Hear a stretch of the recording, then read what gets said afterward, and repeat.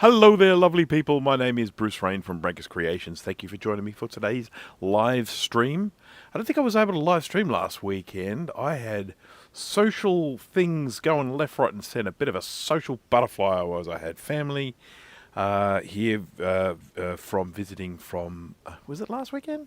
I can't remember, but anyway, I had family visiting from overseas and from interstate, and so I was busy socialising, like a social butterfly. I will do my normal thing and I will say hello to people. I will say hello to... Well, I should actually say hello to Jay from the House of Moth because he was the first person to comment, but he commented yesterday, and when it goes over to the next day, it erases all the old comments, and so you only get the ones from today. So, hello to Steve from Make84. Hello to Francois. Hello to Gibbertronics. So Gibbertronics is saying here he is heading to the Canberra Vintage Computer Festival. Unfortunately, I will not be going to that. Canberra is reachable for me. I mean, it's about I think it's about a 3-hour drive, something like that. Somewhere between 2 and 3 hours for me to drive there. But with a drive like that, I'd rather kind of stay overnight. If I was going to be staying overnight, then, sort of take the missus with me. And if I'm going to be taking the missus with me, she'd be like, I don't want to go to a computer festival. I want to go to something else. And I can't really say I blame her. You never take me anywhere. No, she doesn't say that. So hello to Colin from This Does Not Compute. Hello to Frank S. Hello Quicksilver Oz. Hello to Will from KMac here. I've got a little care package from him here. Garth Beagle. Is that all? Oh, keep scrolling. Scroll. Dave is here. Hello there, Dave. Dana is here. My goodness me, Dana Sibera. I have not heard from you in a long time. I hope you are well. Mark Edding, hello. Fixer69, hello. Leo is here. Veronica is here. Hello, Veronica. So Rasko, hello. Rasko Petrovic, or probably Petrovich, I would think, wouldn't it be? I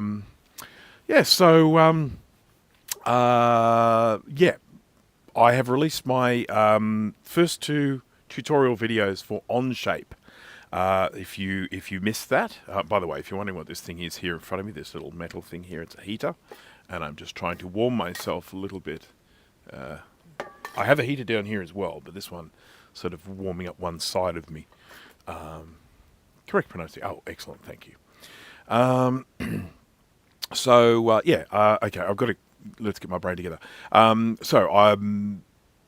going to be continuing to release videos on Onshape, 3D modeling software. It's parametric modeling. It's not your character style modeling if you're doing faces and things like that.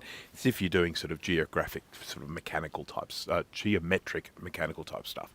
So that is the first 2 videos are out. I've got a third one underway. I am also working on my review for this soldering iron I've been testing out, which is the DWS200 by Fume. And so far going pretty well. One thing I did do is, it came with a bunch of tips, but there was one tip that I use a lot of my T12 Hacko, and it's this one here. I know you can't see that, but I will describe it to you. It is a conical tip, so in other words, it comes to a very fine point, but it is bent at the end, and I find this really handy for kind of getting around weird spots. And although it did come with a bent conical tip, it was very short. So I went and bought a longer one. So this is my bent conical tip here. We'll have a look at this under a microscope in a moment. But I bought this, and this one is a longer one that I think will work quite well. This one here is actually the genuine article. And one of the things that I found quite funny, and what I mean by genuine article, if I can find the thing, this is a C245 tip. And that is a type of tip invented by JBC. JBC, yeah. And so I actually bought this as a genuine JBC tip. The Funersi ones, they're 245, but they have an F in front of them, so it's like F245 tips. But they are ultimately interchangeable. They're the same technology and all that sort of stuff. But what I found really interesting is I bought the genuine JBC one, and it comes in a rather pathetic little cardboard thing, whereas when I bought the copy ones, they come in these lovely little plastic cases. So,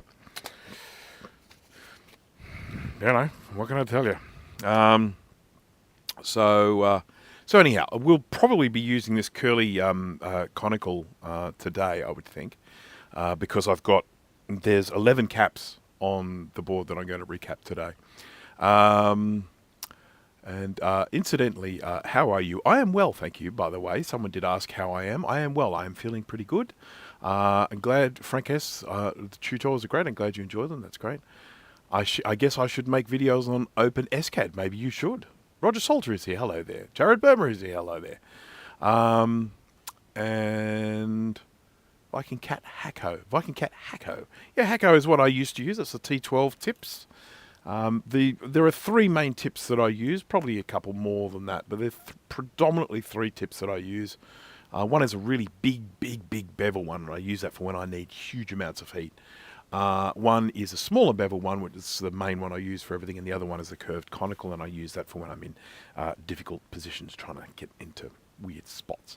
And yeah, but I'm just kind of... I'm just finding that the technology is really improving, in particular with these cartridge tips. So for those that aren't aware, this is a cartridge tip, and this is where the heater and the tip are all in one, rather than having the heating element in the handle of the iron and then popping a little piece of metal on the top of it.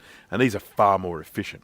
But these T12 tips, compared to these 245 tips, obviously these ones are a lot smaller, but another thing about these heat up much faster, really much faster. These heat up within, I think it's like about 4 or 5 seconds, going from 0 to like 400 degrees C. So good stuff. So I have been using Hacko for many years now, but it looks like I am now changing across to... at this stage, I've been using this for a few weeks now. I've been very happy with it. This is the Fumersi, which uses the JCB tip, JBC tips. I always say JCB. I don't know why. Right. How are the chooks? Well, we better say hello to them, hadn't we? So let's zip across and go to scroll wheel. Here we go. Chooks. There's one. There's a blind one. It looks like the camera's a bit dirty. I'll have to clean that. Oh, there's another. I can see two more in the top left there. Sort of sitting on the roots of my tree. I have a very large ficus in my backyard, a very large fig tree, a big ficus. And it's massive. I mean, it's kind of difficult to kind of say how big it is, but it is huge. And you can actually see there sort of sitting on some of the roots there. The roots go right up into the backyard because it's a huge tree. So anyhow, the one that you're looking at there on the right, the brown one, that's the blind one. And then we've got two black ones up at the back there. And so, is the third one there as well? No, I don't think that's a chicken. I can't, because I've got basically three black ones and the brown one. So, don't want to turn these into nuggets because then they stop laying eggs. I'm more interested in the eggs than anything else, because I'll tell you what, there's nothing like fresh eggs, that's for sure. Right, now I think we probably need to get into doing some work here. So I've bladdered on enough. I have recently purchased a new set of vernier calipers. Now, of course, technically it should be pronounced vernier because it's named after Pierre Vernier, who came up with the Vernier scale. But of course, in Western world, like English-speaking nations, we just call it vernier. Same as where we should say a croissant, we sort of say croissant or croissant, But anyhow, that's enough of that. These are a 300 millimeter set of vernier calipers, and they are Keto Tech. I don't think it's a particularly good brand, but they are very accurate, and I've been extremely happy with these. These are essential if you're going to be doing any 3D modeling. But I picked these up recently, and I'm very happy with them. So I just thought I'd mention it. Now, I'm going to turn off the heater now, because I'm going to need this spot on the desk. So I'll just move that. I'll just have to live with this heater down here.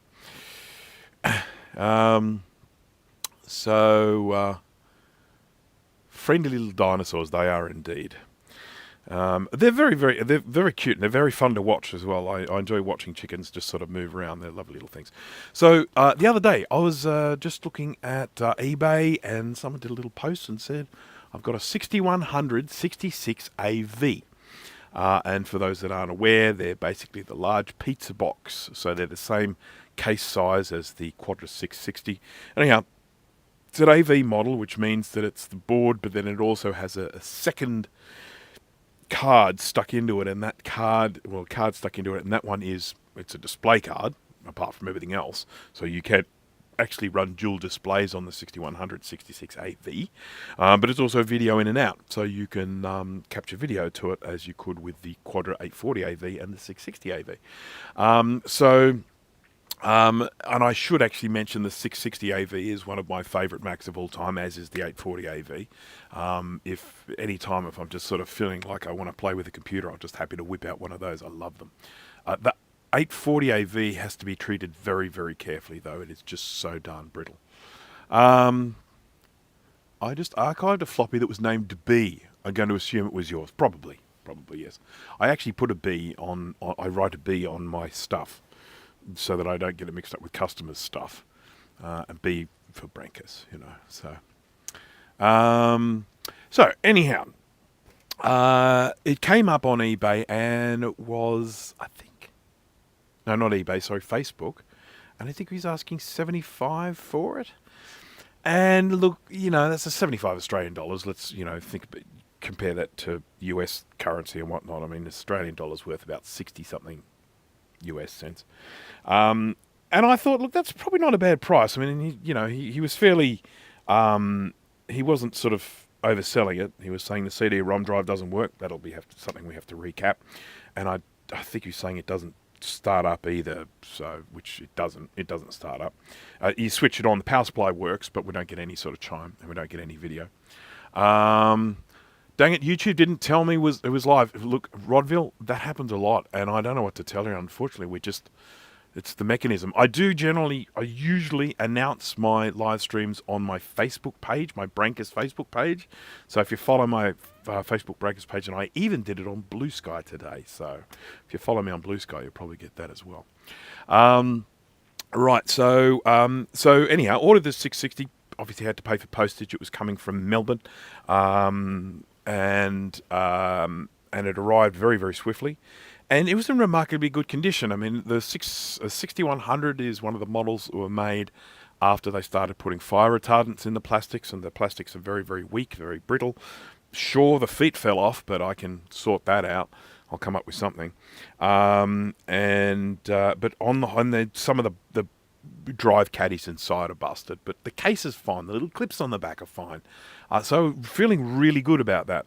The board itself looks pretty good. So if we go and do this, that's the board there. I might just zoom out a bit if I can find the zoom remote. It's here somewhere. There it is. There we go. That's a better view. So, oh crap, what did I just do? What have I just done? Oh, I know. I bumped the mouse, and the mouse was on the wrong camera. Oh, don't tell me my foot switch is gone already. Click. It's not the software, right? It's this thing. What's this thing called? OBS. OBS is what is giving me problems with my foot switch, and it's very frustrating.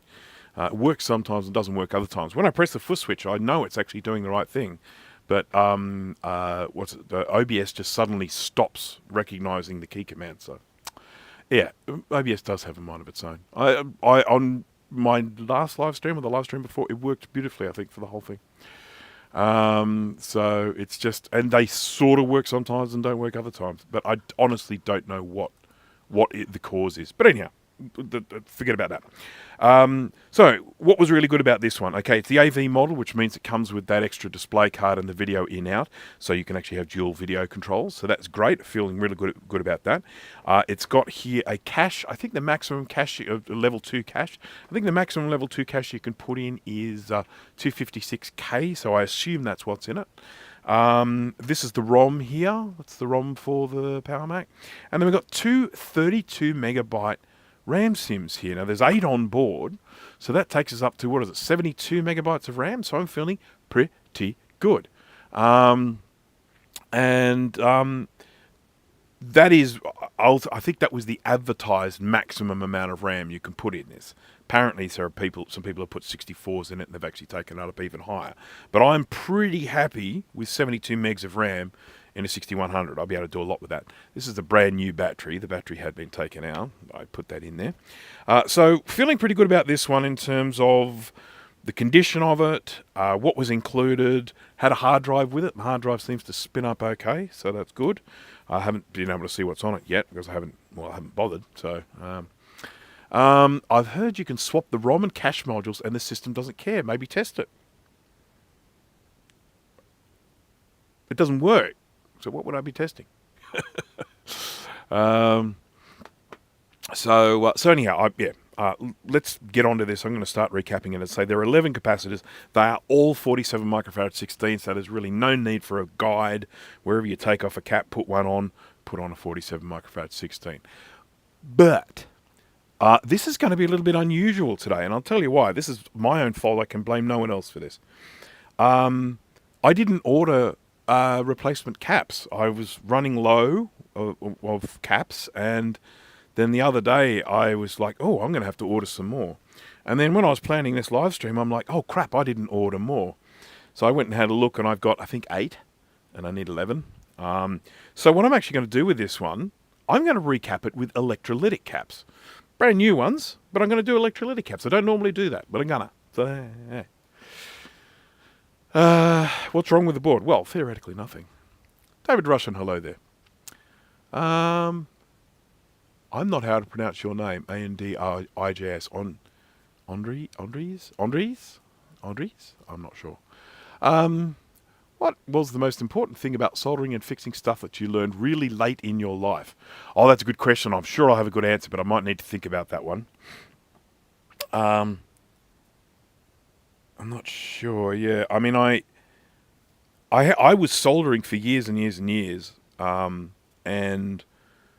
this wasn't that late in life. This was back in the 90s. But I remember I'd been soldering for years and years and years, and then I was working for this guy. He was like he had a little Mac tech business, and I worked for him for a little while. And one time I had to do some soldering, and he was watching me solder, and he said, "You're trying to heat the solder to then melt onto the thing." And he said, "You need to heat the thing and then melt the solder onto that."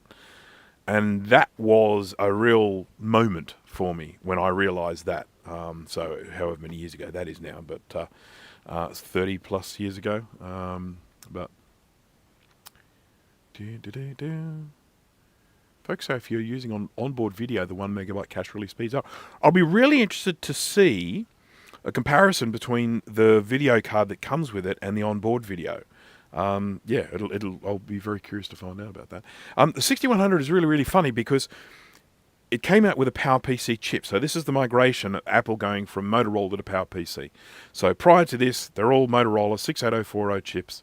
And then we go PowerPC. And of course, that's a big migration, which of course Apple have now done 3 times.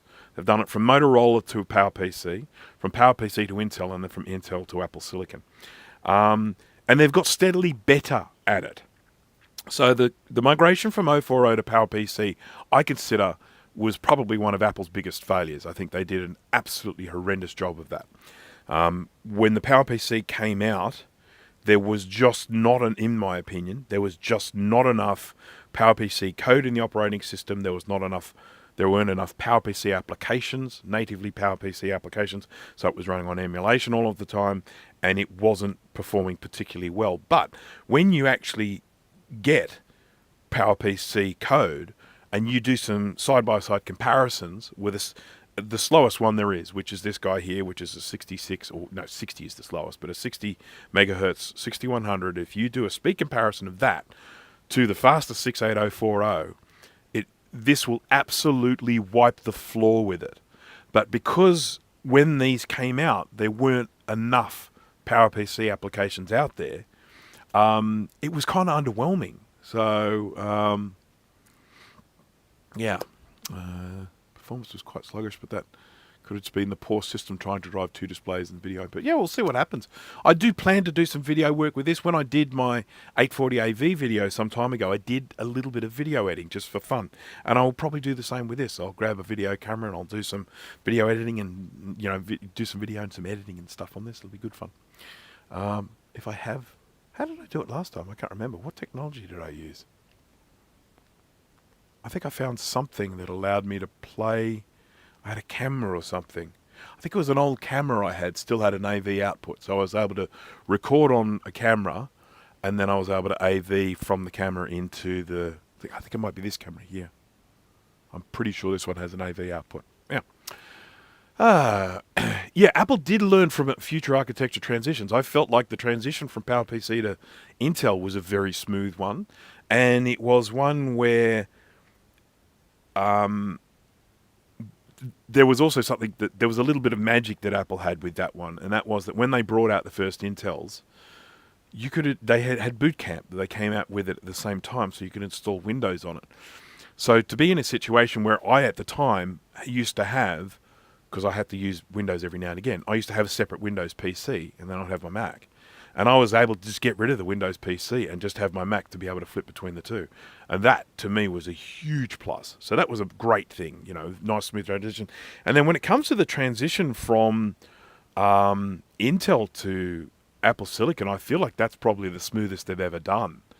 I mean, that was just like, literally, I mean, they were so much faster, even when they're running an emulation. So anyhow, okay, so... I have just been prattling on. I have been prattling on, and I must stop and I must start getting some work done. So I'm going to take out all of these things that I don't need. Well, I do need them, but I just don't want them on here now. I'm going to take my little heat sink off. And we'll probably need to repaste this because my guess is that it's going to be... Yeah, it's got some paste on it, but it's crunchy and old. So that's it there. There's our 601 chip with a little bit of dust around it.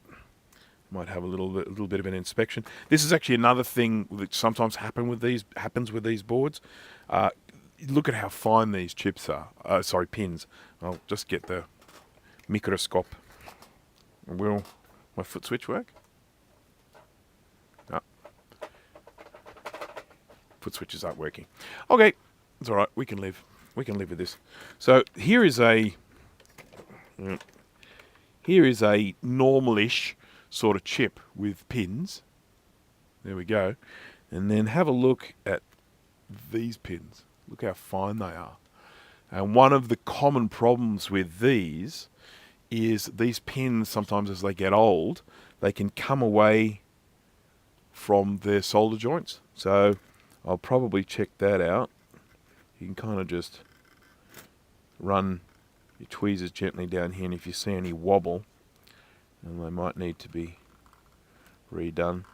You have to be careful, of course. You do not want to bend these. I think, Steve, you've probably... Kay is here. Hello there. Oh, I forgot something really important when I... So Kay is sending me something too, by the way, and I can't wait to see what it is, because Kay always sends me the coolest stuff. If people haven't done it, go and check out Kay's store. Feel free to stick a link in there, Kay, because he has just got the coolest stuff there. But I also need to mention this. I'm sorry, I do apologize. I'll get back to this, but I just realized there's something really important I need to mention here. Will from KMac Vintage sent me a little care package, and I just want to show you some of the cool stuff he sent me. And again, this is stuff you can find on his store. Now, there's been a bit of a, I don't know what's happened, and it's probably my fault. I don't know, but I was supposed to get 2 of these in the box, but I think I only got 1. But so this one belongs to someone else. So I'll be sending that off to someone. But this is the Das Blinkenlighten, done by Zigzag Joe. So this is one's got a whole stack of little LEDs, and this will show you all of the data paths of your ROM. So you put your ROM in here, and then you slot this into the ROM slot, and then you can watch to see whether you're getting your data and address lines working. So this is a really handy thing for diagnosis of any of the computers that use this this slot here. So there's a whole bunch of them. SE30, Mac 2, I think, 2X, 2FX. There's probably more. SI. There's probably more, but anyhow. So yeah, so I got this. I also got sent this. This is wonderful. So this is a little adapter. This is the Apple IIc HDMI adapter. So this essentially is a little adapter here, and then it's a card that's slotting in, and it's all sitting in a case. I think someone has made a smaller version of this, but this is a way of kind of utilizing the original card and then with this little adapter. Now, why is this so important to me? I'll tell you why this is so important to me is I live in a PAL part of the world, and I have an Apple IIc, and I love my Apple IIc. It's a great little Apple. But it's a PAL one, and with the PAL version, you cannot get color out of the composite output. It's black and white. It's a black and white computer. Or green if you're using a green screen. This is a way of plugging into the back there and then being able to convert it into a color HDMI output. So this will be the first time I've ever got color out of my Apple IIc. So I'm really excited about using this one. So again, this is a fantastic thing to be able to get your HDMI output, because the disadvantage of the IIc is it doesn't have all the expansion cards that a 2E has. 2E you can just whack a card in there, but with the 2C you need something like this. And then the other thing that I got sent by Will, which is just unbelievably generous of him, it's absolutely fantastic. I just can't wait to use these. He sent me these. 8, there's definitely 8 here, even if, yeah, they're 8 16 megabyte SIMs using these more modern-y type chips here. So these are 30-pin SIMs, 16 megabytes, so you can obviously end up with, what is that, 128. So that's 128 megabytes. I mean, think of if you had 16 of these, you could have 256 in a Quadra 900 or a Quadra 950. Was it Quadra 950 in 900? Does the 900 have 8 slots as well? Yeah, I mean 16 slots. In a Mac, in an SE30 or a whatever, sort of something with like 8 slots, you can end up with 128 megabytes, and that is absolutely fantastic. So thank you for that, Will, and of course everyone just check out Will's shop again. Will, if you're there, please feel free to put a link in for your shop, because there is just so much cool stuff. I'm just forever blown away by all these awesome things. Okay, so I have that in my SE30 128 megs. Dave, I did have that as well. I specifically went out and bought 128 megabytes of RAM. This is a while ago now. I mean, I've got a few 16s, but it was a while ago. And I put 128 megabytes in my SE30, and then I was like, why? Why? And so I ended up leaving 4 in there and taking the other 4 out, and I ended up putting them in my 2CI. To me, it made more sense to have 2 computers with 64 than it did to have one with 128 for the sort of stuff you can do with those old chips. Yeah, 28 megabyte makes an SE30 take 5 minutes to boot. It's very, very true. Hello, Dana. Welcome, other Dana. We have 2 Danas in the house today. We may have more, but there are 2 that I am aware of. Shop is offline right now as I'm away from home till September 3. That's right. I remember you did tell me that you were away, and so yes, if you're wanting to buy things, I'll do a reminder after that date for people to. But yeah, so just cool stuff. Right.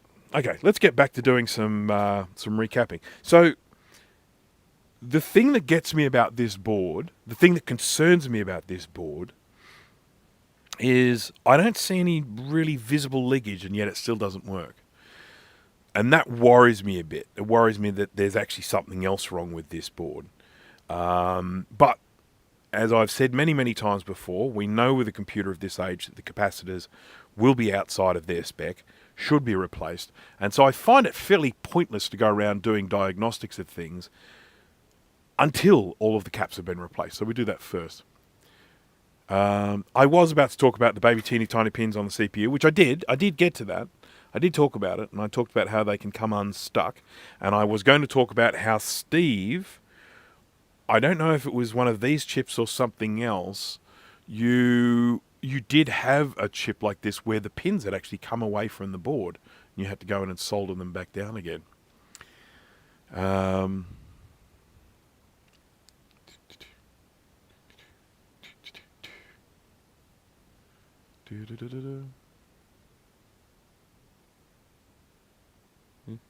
just checking the chat.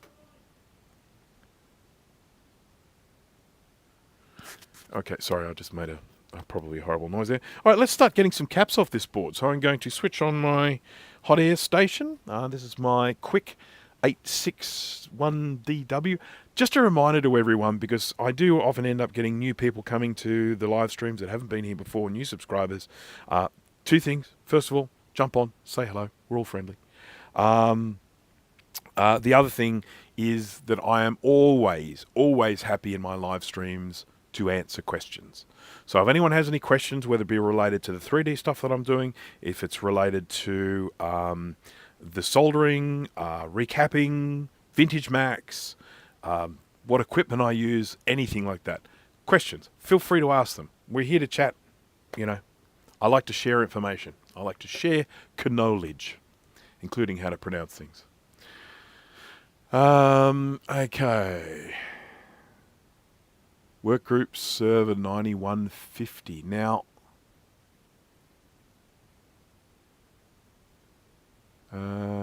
see any movies lately? Oh, yeah, I did. What did I watch? I did watch something, and it wasn't too bad. I'll tell you something I watched that was terrible, and I apologize if I get anyone's nose out of joint. I watched a film called Last Rodeo. The Last Rodeo, something like that, and it was shit. But then I watched something. Let me just check. I'll check very quickly, because I did watch a film lately, and I'm just trying to remember. I can't remember how much I liked it or didn't like it.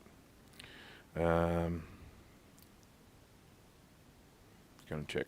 I've got a fairly good record of stuff that I've been watching. Oh, my mum Jane. My mom Jane. We say mum here, M-U-M, but it's America, M-O-M. So that's from Mariska Hargitay, talking about her mother, Jane Mansfield. Very, very good, very well-made documentary. Really good. So, I mean, it might be something you have absolutely zero interest in, but I have always been interested, because one of the interesting things about Mariska Hargitay, she's the main lead from Law and Order Special Victims Unit, which of course has been going for years and years and years. She gets paid scads of money to do it. Her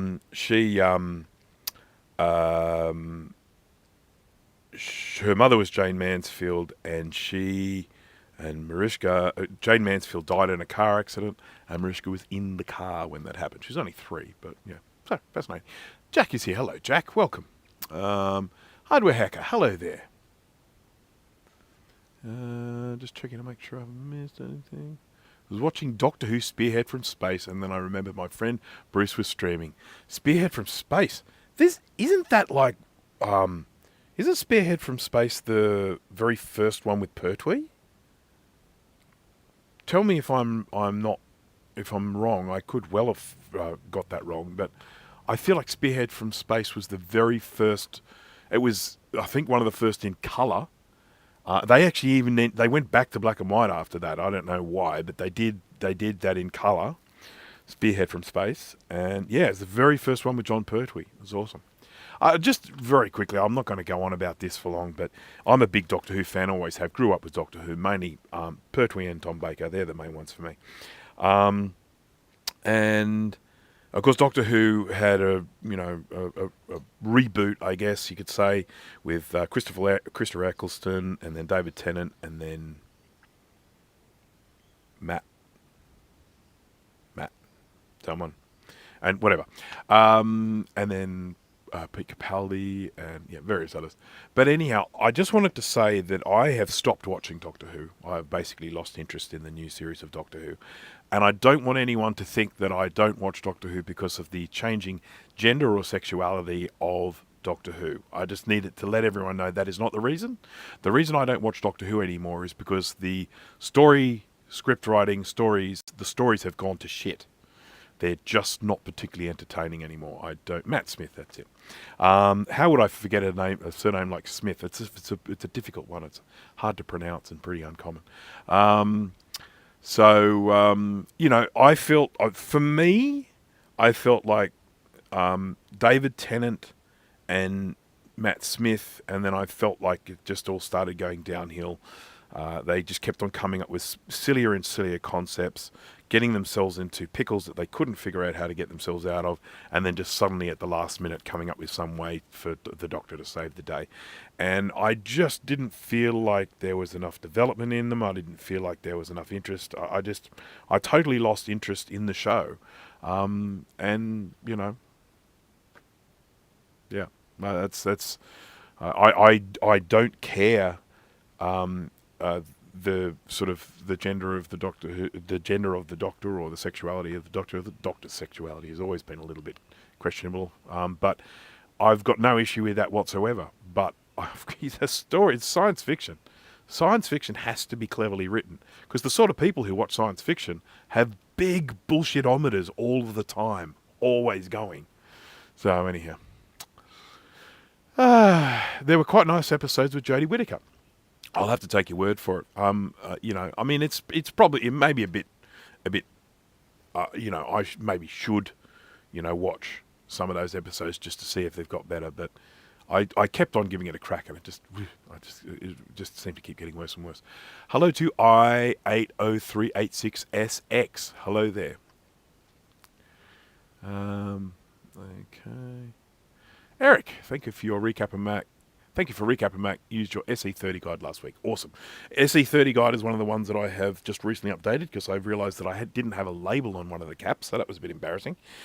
This one, the 6100, I do have a guide for this on my website, but it's one of my older ones, so it's a bit ugly. But I won't need it anyway, because they're all 47 microfarad. So let's start getting some caps off this thing.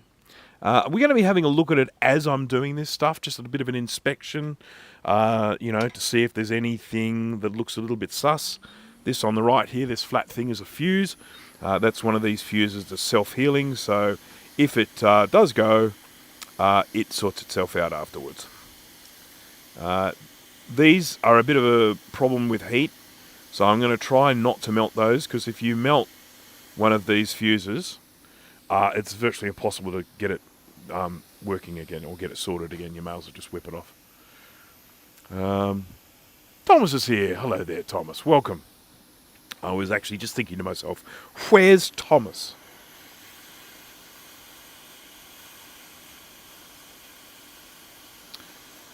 And anyone who is just arriving, you'll be pleased to hear that I'm actually starting to do some work now.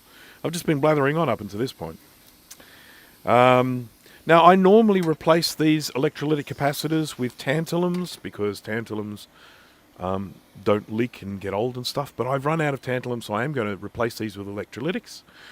I don't really have an issue. It's my one here, so I can do with it what I wish. And I don't usually use electrolytics, so it could be fun for a change. I'm just going to use a paddle pop stick here as a heat shield. I do have metal ones, but paddle pop stick will do fine. Got to try and get these off without melting these little surface mount components next to them. So I have 100, whoopsie, I have 100 tantalum capacitors arriving on Monday, but today is Saturday, so no. Of course, there are quite a few people that say you shouldn't be using tantalum for these replacements. They're saying that they don't handle power spikes as well, and they fail short and stuff like that. But one thing I can say is, well, first of all, Apple did actually use tantalums on some of their computers, so they were reasonably confident in their capability. And the other is they don't leak. And the other is that they are 16-volt capacitors on a 12-volt circuit, so they're pretty safe.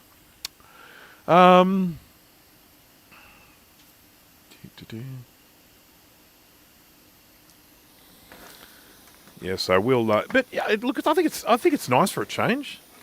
You know, I mean, I do tantalums all the time, and I talk about all of the challenges associated with tantalums, like specifically that they have much wider pins on them, and so it can be quite easy to accidentally create a short. This one here is a classic example. I'm going to show, once I whip this off, what you'll see here is, this here is where the positive is going to, right? You can see that there. And you can see this is one great big plane of copper here. And then you've got this one here poking out through this via. Now, if this were to contact this, you'd have yourself a nice big short circuit. And if you were to put a tantalum on this and this UV mask was compromised, so in other words the copper was exposed, and you were to put a tantalum on here, the wider pin could actually create a short between these two areas. So this is a really classic example of where you have to be very careful if you are using tantalums in place of electrolytics. Excuse me while I whip this out. Yes. It's funny, isn't it? I haven't watched that movie in such a long time, I don't even know if it's funny anymore. It certainly was when I was younger, but, you know, I mean, I'm still a child, basically, but just a child in a 50-year-old's body.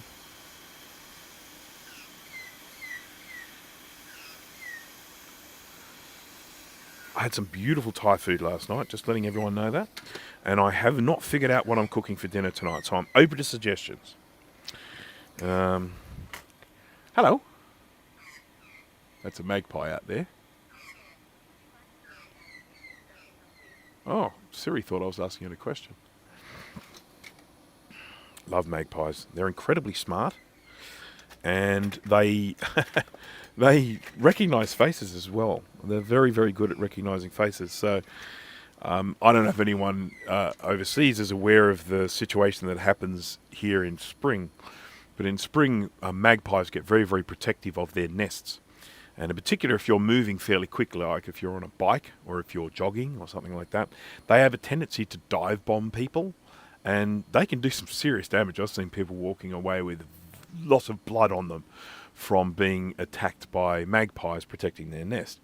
But my wife and I walk around here regularly, and we always sort of, when you're walking past, we always sort of say hello to the magpies and stuff like that. And they get good at actually recognising your faces, and so they, I guess like these two, just walk in a circle and never come near us, and so they just leave us alone. This is Democracy Manifest. How, you're not supposed to know that, Data. That's an Australian thing. Was it a meal? Was it a succulent Chinese meal? Oh dear. He died recently, unfortunately. That guy who's responsible for that little viral video. He passed away, I think, this year or last year. This is Democracy Manifest. Get your hands off my penis. If anyone's not sure what I'm talking about, just do a search for Democracy Manifest. You'll probably find it. As I say, just a little Australian viral video. What am I looking for? Some foil would be good. I need some sort of heat shield. I do have foil, but I don't know where it is. Surprise, surprise. Bruce doesn't know where something is in his workshop. Yeah, there are a lot of things that can protect you from magpies. Some people, a lot of riders, push bike riders, they wear motorbike helmets, and then they get cable ties, great big cable ties, and they tie them on so they're sticking out, so that it looks like they've got loads and loads of antlers.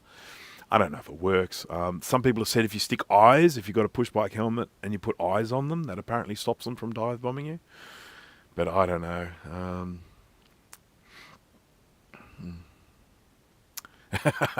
You know your judo well. Oh dear. Oh dear, oh dear. People not in Australia, have you guys heard about the Beef Wellington murders? Is that something that's actually filtered outside of Australia? I'm not sure if that's sort of something that whether there's any interest in that in other parts of the world. It's certainly, there's a lot of memes about it at the moment. So there's a woman called Erin Patterson, and this happened, I think, back in 2023. For anyone who's not aware of the story, so all the Australians will know the story, because crikey. So this is in 2023, and this woman, Erin Patterson, she invited her ex-husband's parents, one of the parents, I think it was the male, I think it was his brother and partner or something. So anyhow, they all knew each other. Invited them over for lunch. She invited them over with the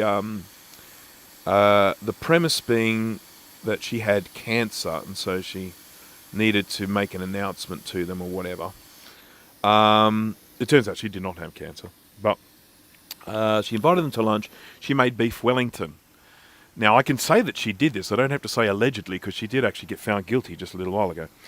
What she did was she made a beef Wellington. For those who don't know, it's a great big chunk of beef.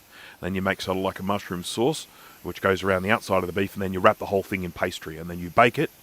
And then when you're finished, you slice it, and you end up with a slice of meat with the outside having mushrooms and, you know, seasoning and stuff, and then a pastry around the outside. So that's a beef Wellington. So she made a beef Wellington, but she used death cap mushrooms, so they're poisonous mushrooms. Of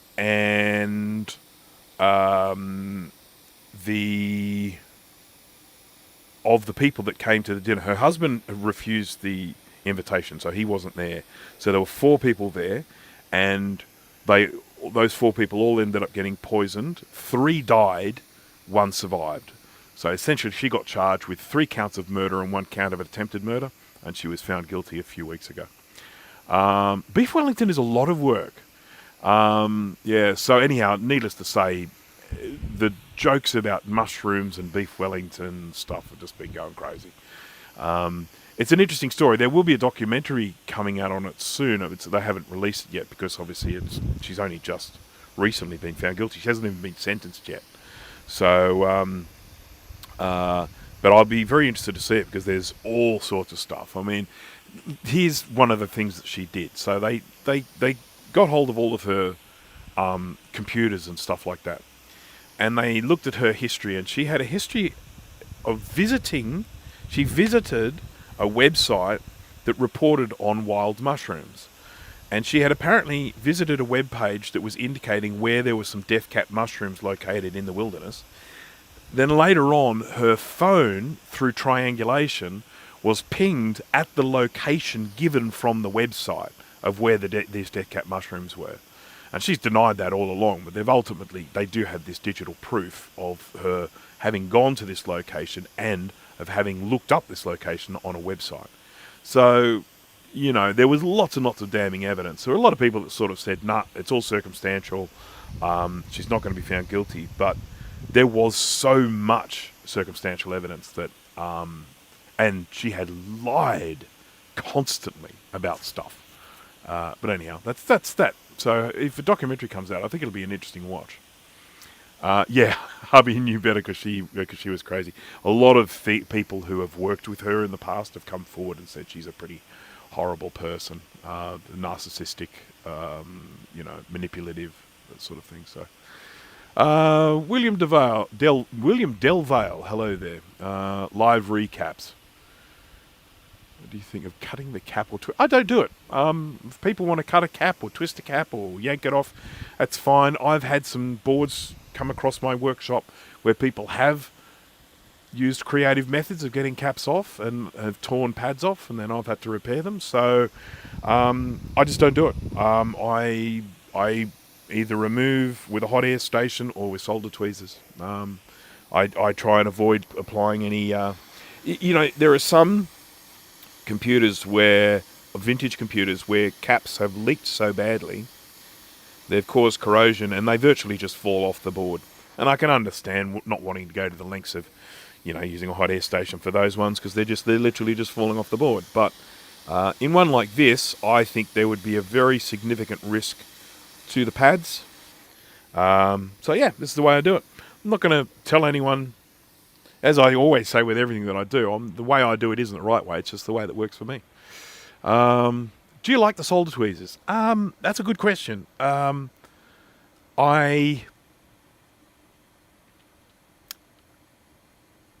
solder tweezers that I have definitely need different tips on them. So these are the ones that I have here. They have a very, very, very tiny, weeny little tip, which doesn't have much thermal mass.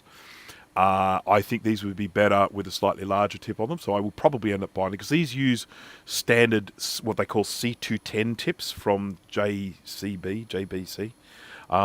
So I will probably look at getting some different tips for these, but they heat up nice and fast, they get hot and everything like that, but for the larger old components that I use, if you're trying to get little components off, no problem.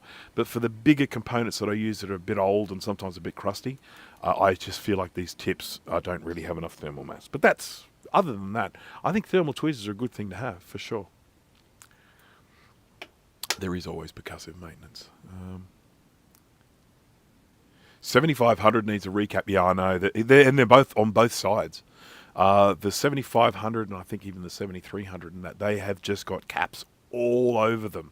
Yeah, on both sides. And no. Someone did ask me a recap one once because it wasn't working, but I was sort of saying to look, I don't think there's anything wrong with these caps. I can recap it if you want, but don't expect this to suddenly work because I honestly don't think the caps are the problem. Which one is that? As in, are you talking about which solder tweezers am I talking about? I did a review on these.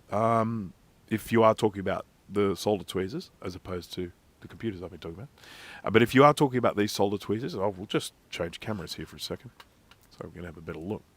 That's these ones here. They run off US. You can actually power them just off a standard sort of jack here, but you can power them just from USB-C. And these are Secure, S-E-Q-U-R-E. I did a review of these, HT140. What I like about them is I think they're pretty reasonably priced. They're almost like, I don't know if you've ever seen these soldering irons. What do they call them? The TS101, and I've got another one here, like a TS200 or something like that, floating around here somewhere. You can never have too many soldering irons, that's what I say. And they're sort of like this in the interface. They've got the same size screen and they've got the 2 buttons. I don't like the 2-button interface, I will say that. That's one of the things I did say in my review. I hate the 2-button interface. It needs a 3-button interface, but that's another story. And yeah, look, they're good. There's a lot good about these. And they weren't particularly expensive. They're nice to hold in the hand. The only thing I hate about them is the interface. The interface is crap. I constantly forget how to switch them off, and I just end up unplugging them, which is why they're unplugged. Here we go. Okay. I ended up going with these tweezers. I saw them come up, and I saw them come up somewhere in one of my feeds or something, and I just contacted the maker, and I said, I think I did. I think this is one where I contacted the maker. Yeah. And I said, can you send me a set because I'd like to try them out? And they did. And I did the review. And yeah, there's a lot good about them. Nice base, nice solid base for the thing, and it comes with a power supply and a USB-C cable, which is under the desk here somewhere. I didn't need them for this particular job because the caps are pretty well spaced out. I typically use these when I'm, crammed up against some plastic or something like that, but I just didn't need them for this at all. I used them in my last video, I think. Therefore I am. So yes, if anyone's not aware, good old Steve from Mac84 has been busily recovering data from old backup tapes. Interesting stuff. I can't talk about what's on them yet because I think he is going to do some content on it. There's some very interesting stuff. Some of the data that's on them is really quite rare. It's stuff that you won't find on Macintosh Garden.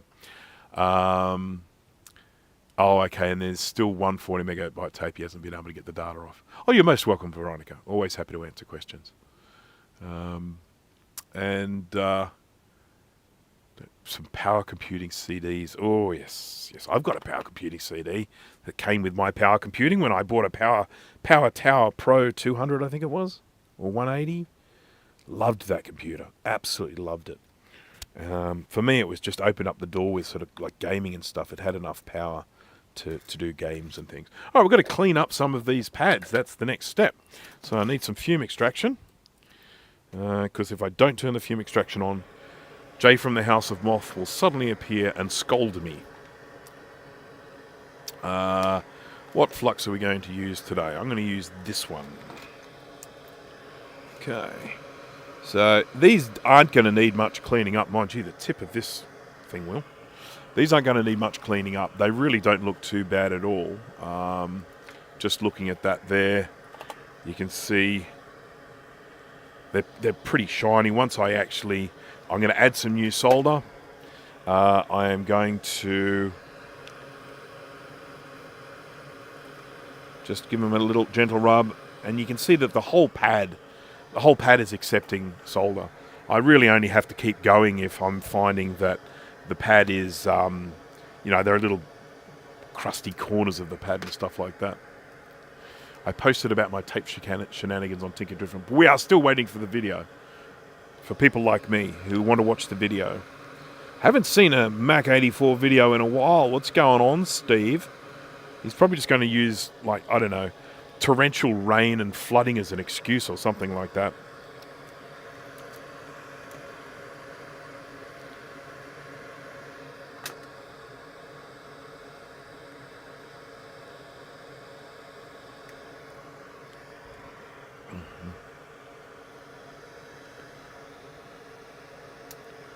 We are starved of Mac 84 content.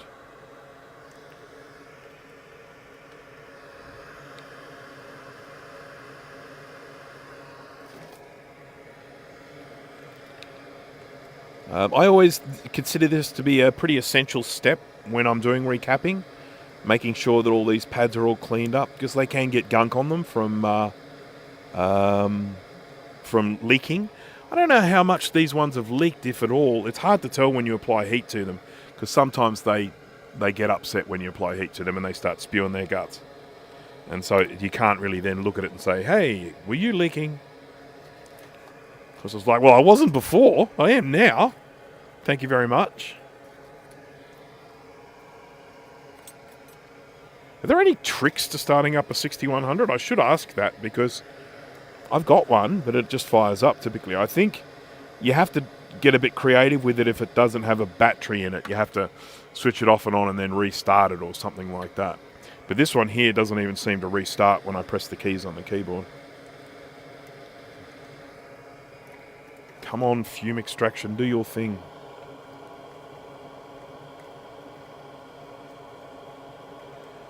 This tip that I'm using here, which is a beveled edge, I really like this. I like them because there's a point at the end of the bevel, which you can use if you need to get into tight spots. But it also has this flat surface that I can use when I'm doing stuff like this, rubbing and cleaning pads and stuff like that.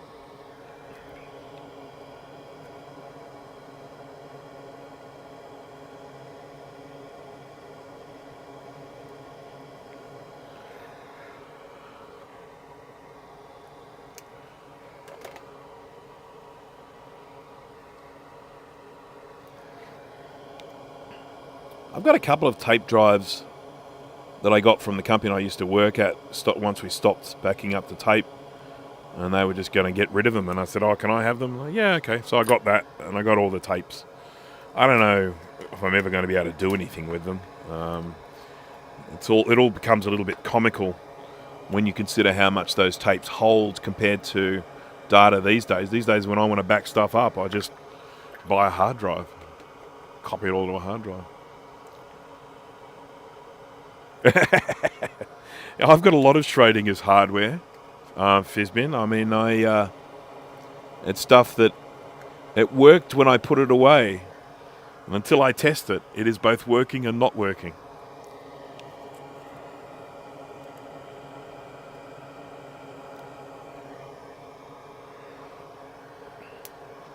Got a couple of jazz drives. I don't know how well, if people remember jazz drives, but they were made by iOmega, the same company that made zip drives.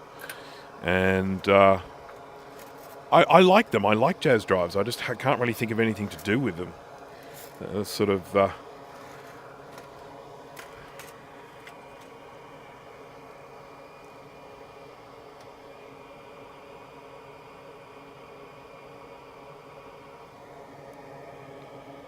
Whoopsie.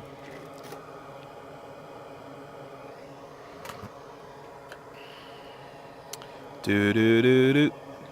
I'll be very disappointed if I recap this and it still doesn't work, but I won't be surprised.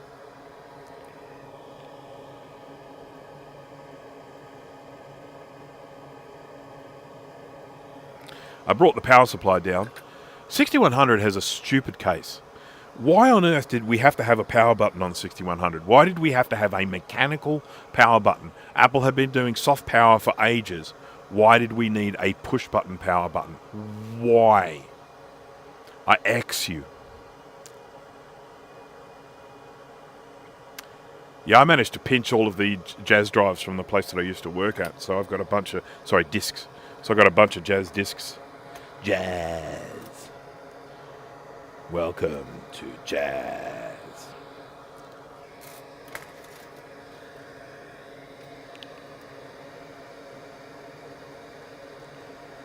One of my least favourite things when it comes to vintage computers, RF shields. Anyone here ever been cut by an RF shield before? It's not fun.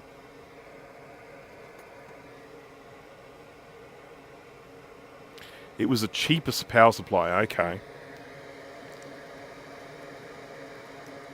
So that's probably going to need recapping at some stage, isn't it?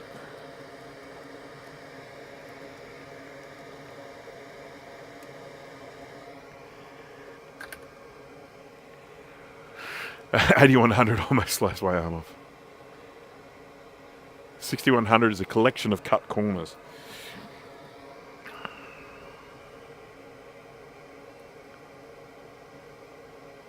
Yeah. I think we've all been sliced. I tend to just throw them away, and I don't know if there are collectors out there that might be getting upset about that I just remove and throw away RF shields. But I dislike them so much. I mean, they're my computers, so I guess I can do with them whatever I want, but yeah, I hate RF shields. I just hate them.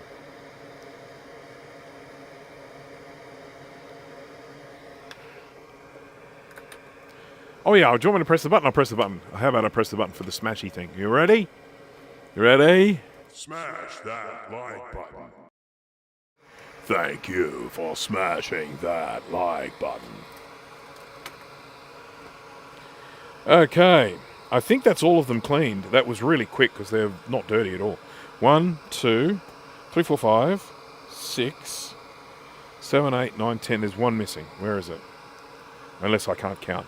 That's always a possibility. 1, 2, 3, 4, 5, 6, 7, 8, 9, 10, 11. Yep, that's them. 11.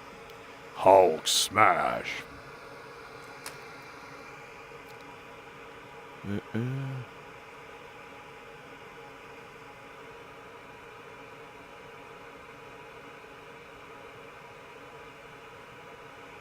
Do they functionally make a difference? If you're talking about RF shields, I think in this day and age it's not really an issue because everything's sort of... I think with digital transmissions, I don't think it's as important, like disrupting television signals and stuff like that. But I could be wrong. If there's an expert out there on RF, please speak up. But I think RF shielding has become fairly obsolete in this day and age. I think. Justin is here. Hello there, Justin. What happened to your live stream yesterday, Justin? I saw a little post from you saying that your live stream has been postponed. I must ask. You don't have to answer, but I must ask. Okay, 1, 2, 3, 4, 6, 7, 8, 9, 10, 11. I'm going to have to make a note on this board that has been recapped because I typically don't use electrolytic caps. But because I'm using electrolytic caps on this, I'm not going to remember. I'm going to be like, oh crap, why didn't I recap this one? But I did. TV interference transmission. Yeah, so I don't think that's as big an issue now with digital TV, I don't think. No. Sean is here. Hello there, Sean. Thank you for joining.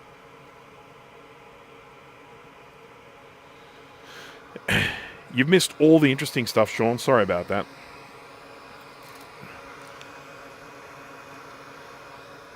And of course, everyone's been watching me up until this point again. Don't worry, Sean, he's full of shit. I seem to swear a lot in my live streams these days, don't I? I'm not sure why, when that happened.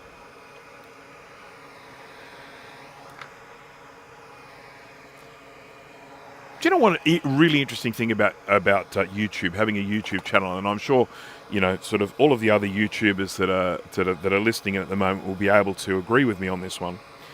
The more successful your videos are, i.e. the more people you have watching them, the stupider the comments you get. And I find it quite interesting because sometimes, you know, my channel gets a bit of a lull.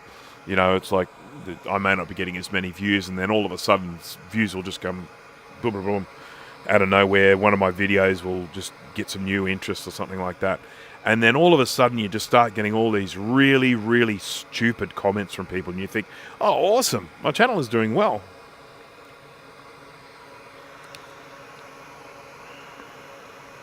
Oops, this is dirty as well.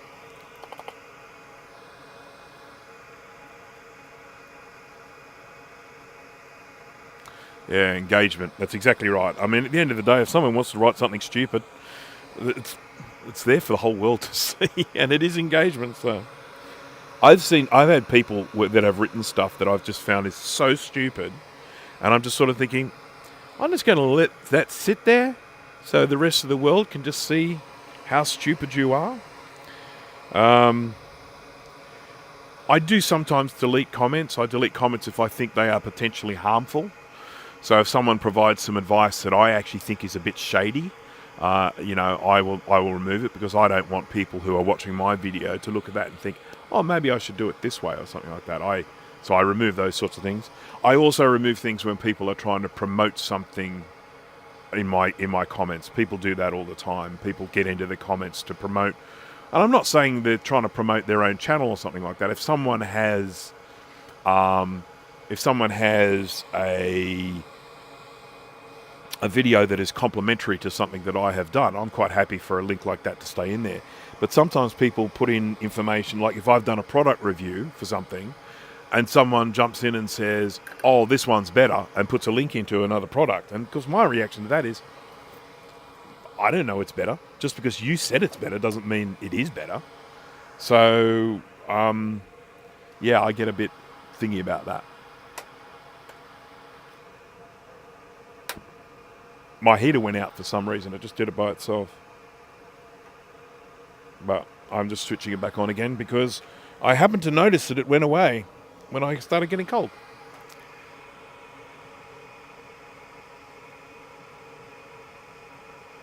Somewhere along the line, YouTube decided that I can't see comments or chat from Rutke anymore. Isn't that interesting? Anyone who's not sure who Rutke is? Anyone here not sure who Rutke is?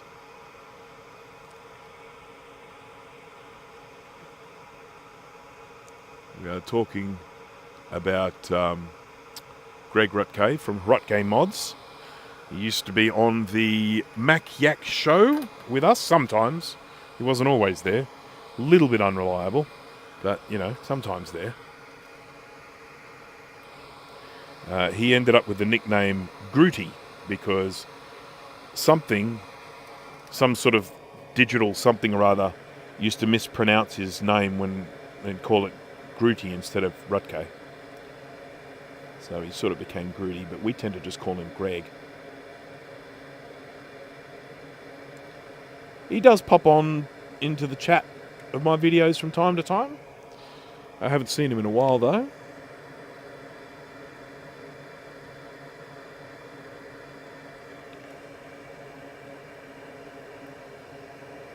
But yeah, for some reason Dana doesn't get to see. It went out again. Why does my heater keep going out? Stop it!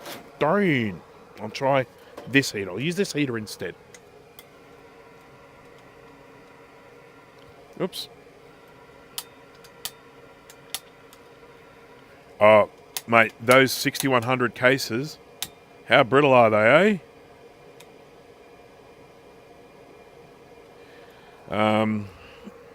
Yeah.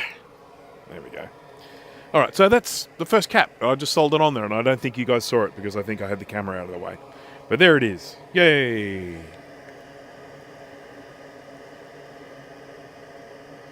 Yay!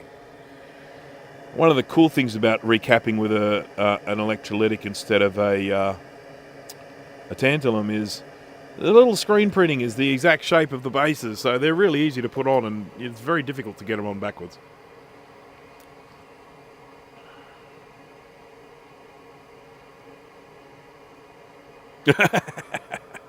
Ah, Steve, we've all been there. We've all been there typing something up.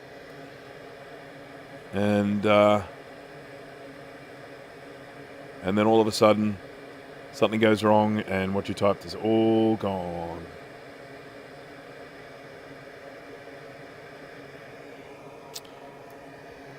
Gotta say, I do like this soldering iron. I am basically going to have a pretty favourable review for this. I'm writing it at the moment, the script. I script things for the most part. Some things I don't do with a script, but most of what I do with a script, because I like to be succinct. It's one of my favoritist things, being succinct. I get to try my, I think I'll get to try my other tip, because I need to get into this little gap here. And I think my other tip will be good for that. I do. 4 a.m. again. Come on, Francois. We expect you to stay up.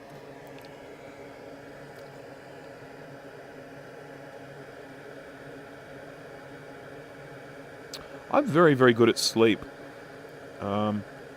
I consider it to be something that I am very, very good at.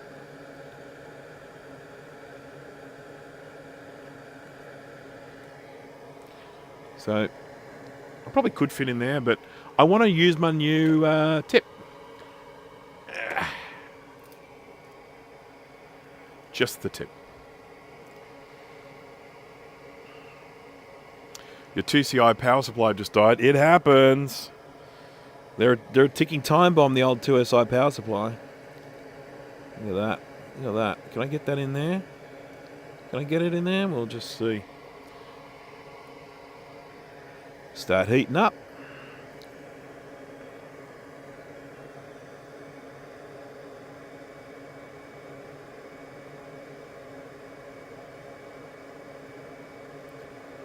Well, it did it. I mean, I couldn't get in sideways like I normally like to, but never mind.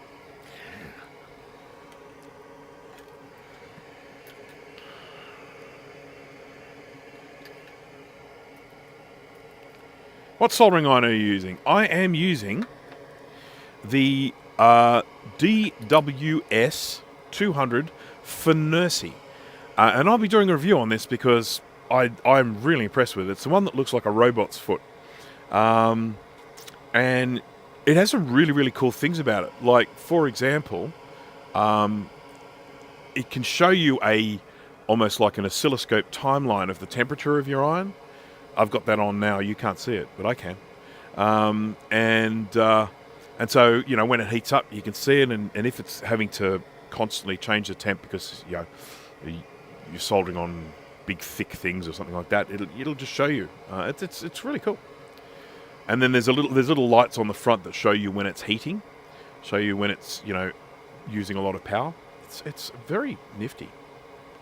I'm very, very impressed with it. Nursey.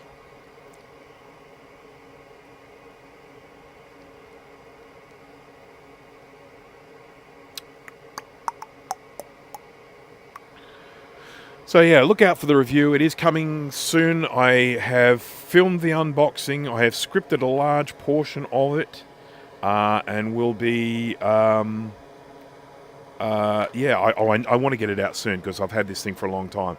But I did want to test it properly before I did the review. I didn't want to just have first impressions. I wanted to be using it for a while, and I've used it for a few live streams now, and I've been really happy with it.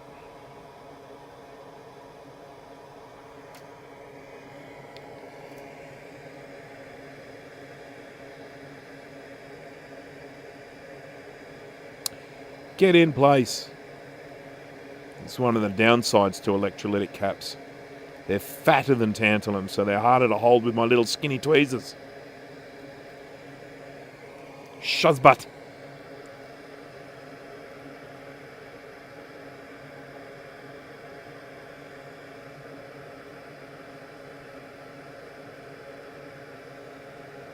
Whoopsie. I can tell I'm using a different flux from the smell. This smells different to the ones that I normally use. This is a version of the flux that I use that has... it's missing one of the nasty chemicals or something like that. It's got a slightly different chemical makeup. Justin, thank you very much. In honour of the Performer 600 that I'm keeping and going to recap because the seller claims they're going to send me the correct keyboard. I meant to ask you about that actually, Justin. So yeah, so you contacted, because so just fill people in. I saw this at the beginning of one of Justin's live streams, the one where he didn't recap the 600. That he bought it because it had a keyboard that he wanted, but when it arrived with a different keyboard. So you went back and contacted them. Are you going to send the wrong keyboard back and they'll send you the right one, or are you keeping both keyboards? I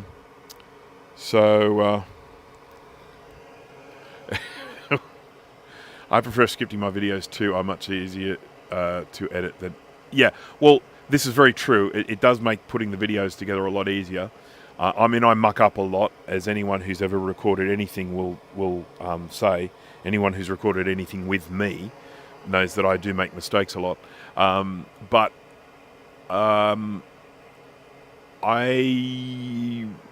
in my sort of jobs in the past, writing has been a very important part of it, and so I like writing, and it helps me get writing a script for a video helps me kind of get a structure to something.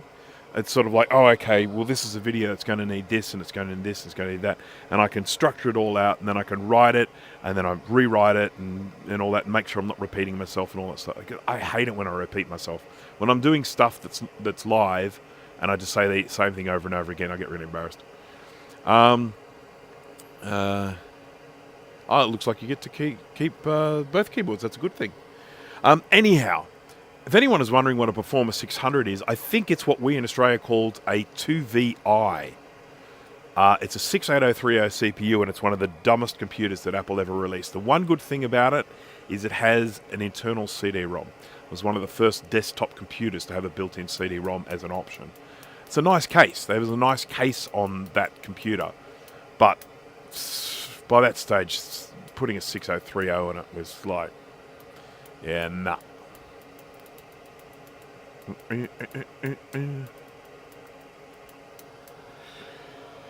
But yeah, when I am reading off a teleprompter, which is actually just up there at the moment, hello, Mr. Teleprompter, I do definitely talk differently. My voice goes up, my voice goes higher, and of course I get fairly animated, or unless I'm holding I've got a little remote control for the teleprompter, which I'm sometimes holding in my hand.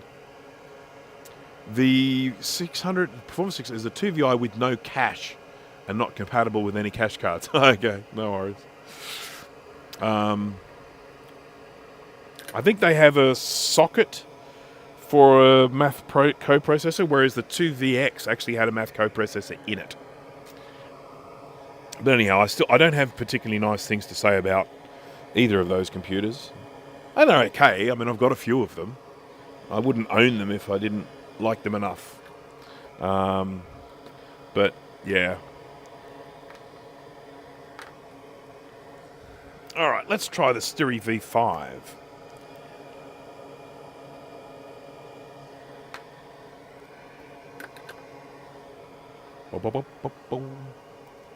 Is it a cartridge CD-ROM? That's a good question. I think the very, very first ones were. I think the very first Macs that started having CD-ROMs in them were cartridge CD-ROMs. They didn't actually go into tray load until a little bit later. It was a fairly quick transition, I felt. I felt like we went from cartridge to tray load relatively fast. It was a really funny thing with cartridges, because I think there was a belief that what would happen is people would buy a CD, then they would buy a cartridge, and then they would keep it in the cartridge on a shelf. And then you would just buy a cartridge for every CD you owned. The one problem with that was that cartridges were friggin' expensive. If you wanted to buy a genuine cartridge at the time, they were really dear. So people didn't do that. They just swapped the discs out of the cartridges, and then at that point someone sort of said, well, why do we even need cartridges at all? They were meant to be there to protect the CD. CDs, of course, started getting really cheap to produce. So it's like, why do you need to protect the CD? And we just plonk it into a tray. So, caddy, yeah. I need to buy some 6888882s. I've run out. Stop it. Don't. Stop moving. There we go. No, we don't. No, we don't. Right. Oh, fudge sickle.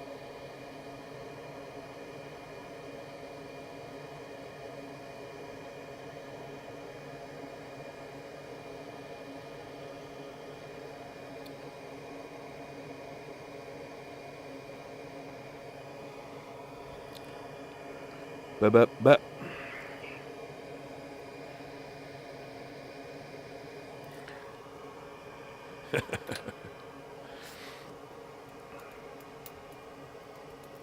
Yeah, I mean, it in itself, the whole idea of keeping a CD and a cartridge was not a bad idea. But what they needed to do is the cartridges needed to be just a couple of dollars each. They were like $20 or something like that or more. And it just wasn't really practical. I mean, let's face it. I mean, imagine if we were still using caddies for everything, like Blu-rays and stuff like that. There's lots of double handling going on. One there, one there. There's one down here. So I'm using the Styri V5 flux, which is a darn good flux. I'm actually going to be doing a short video very soon. I've already scripted. I've just got to record it. It's not much exciting in it, but I regularly get asked by people because I've got videos on fluxes, different flux, and I've gone in and I've tested different fluxes, and I've put a huge amount of work into different, talking about different fluxes and different properties and all that sort of stuff, and then people write in the comments, so which flux should I buy?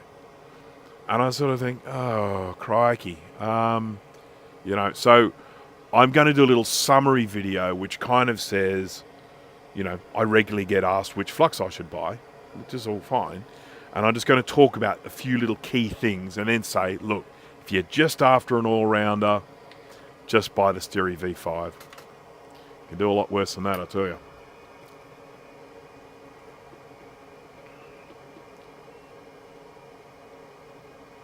I've got a 2CI Reloaded I need to build.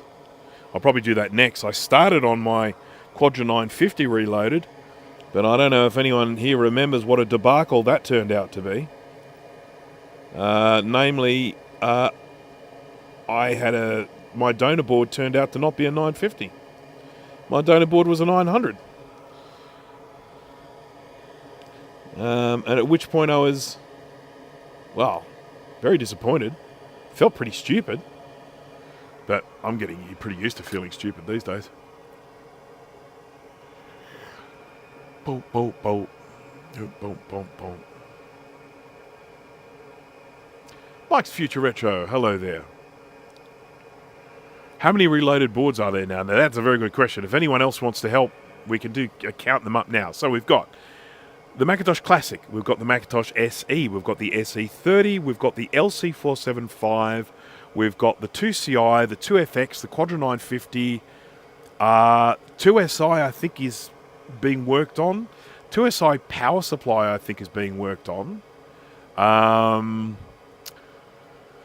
2SI power supply is sort of starting to become a bit obsolete. I mean, it's there if people want to maintain the originality of it. But of course, with the work that's being done by various people on the 2SI power supply, you can just use more modern replacements now, which is kind of what the path I think is the best to take. Yeah, the 475. I can't remember who did the 475, but someone did it. So you've got Kai is responsible for the Classic and the SE, and I think he's doing work on the SI. Then you've got Bowl, who is responsible for the 2CI, 2FX, and Quadra 950. I've done a 2FX. While it's nearly done, it's not mine. It's the one for Kai. I did work on it a little while ago. I've just got like about just a handful of components to put on it, and then I can get it back to him. Poor Kai. Is the SE Reloaded worth it, or should I try to find an SE30? That is a really good question. You're good with questions, Veronica. Your ones always stump me.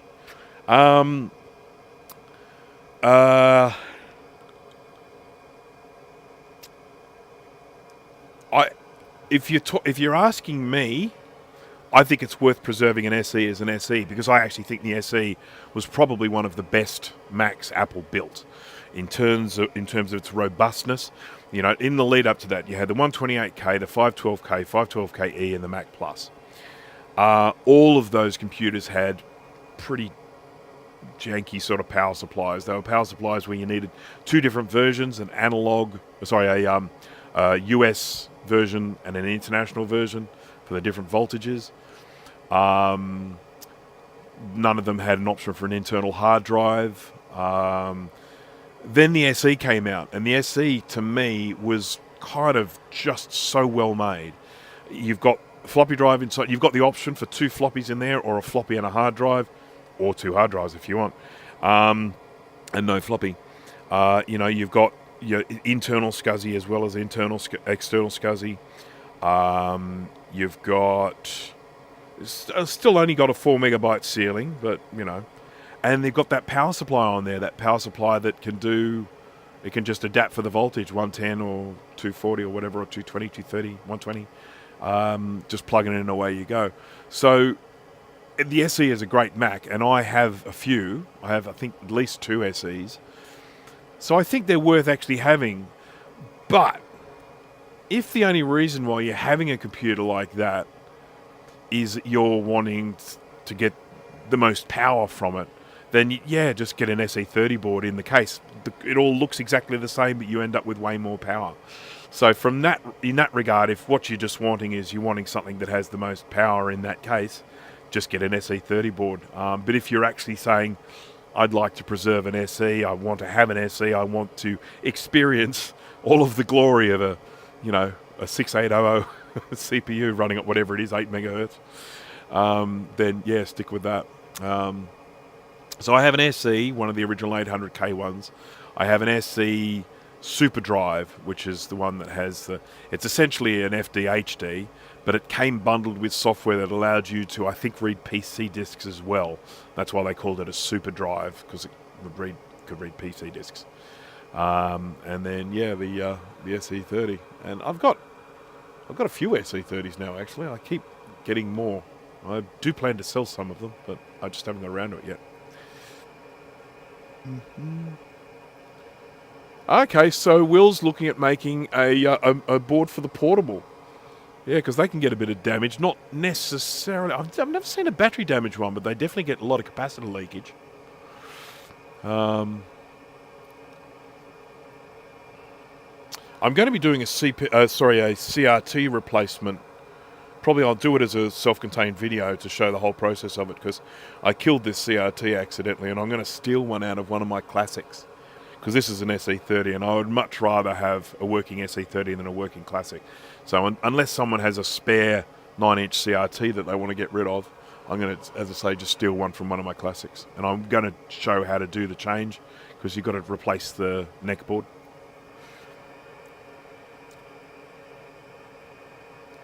Yeah, the SE30 is a good. You can do a lot with the SE30.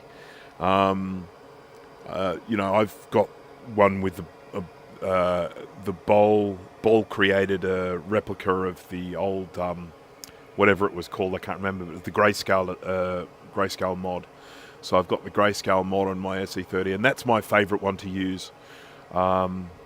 Just fire it up and have a grayscale on that little grey screen. I love it. Little black and white screen. I am getting no work done here. Sorry, everyone. Sorry.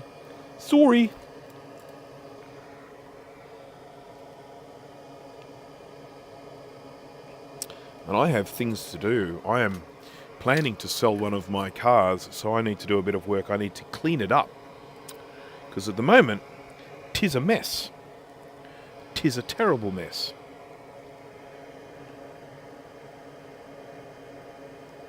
Because I haven't fired it up in ages. I started it yesterday. It ran beautifully. Well, sort of beautifully. As well as can be expected for a car from 1970.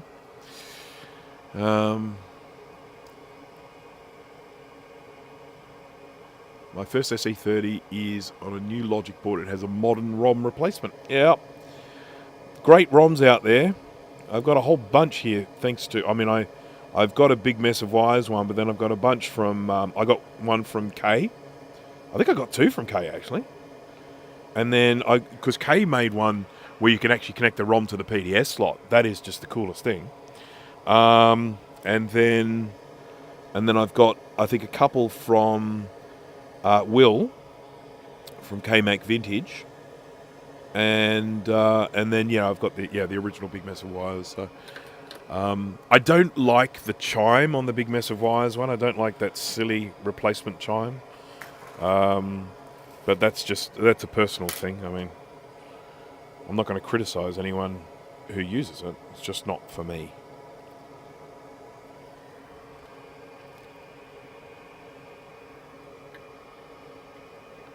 I plan to do a video on the ROMSim programmer as well, because Will sent me one of those, and I really want to muck around with that. I just haven't had a chance yet. I've just been so busy. Always busy. But I did finally send back all the floppy drives. Someone sent me 8 external floppy drives to restore. So that was quite the fun job. And I finally got that sent back to them the other day. I've got an SE30 here, which is giving me nothing but grief. I've got problems with the video output. And if I can't figure it out soon, I'm just going to send back one of my analog boards with it, so that I can just repair it at my leisure without holding up the customer anymore. I know what should be causing the problem, but it's not. And I've checked all of the components in the circuit, and they all appear to be fine. So I don't know. It could be ones that are just testing okay, but then they're not working when they get voltage running through them. I've had that happen before. I had that with a power supply for a Mac 2 once. I had this little circuit. I knew where the problem was. I knew it was on this little board. And so I knew there was a component that was wrong with it. I tested every single component, and every component tested right. And it still didn't work. And so then I started replacing them. And it was a resistor. I replaced that resistor. So it tested fine, but it didn't work fine. So, piffle.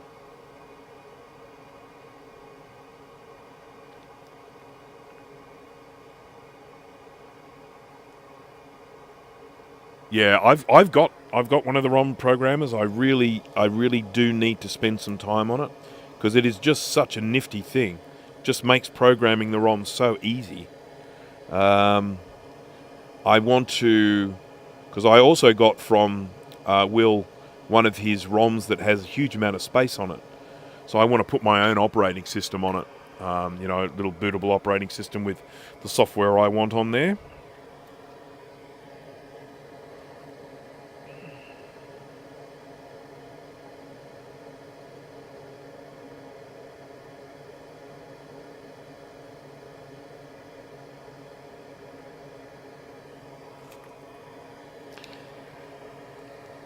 I love the fact that with old computers, you know, you can put a game like Civilization on there. It takes up hardly any space. Civilization came on, I think, 3 floppy disks, or maybe 4, or maybe it was only 2.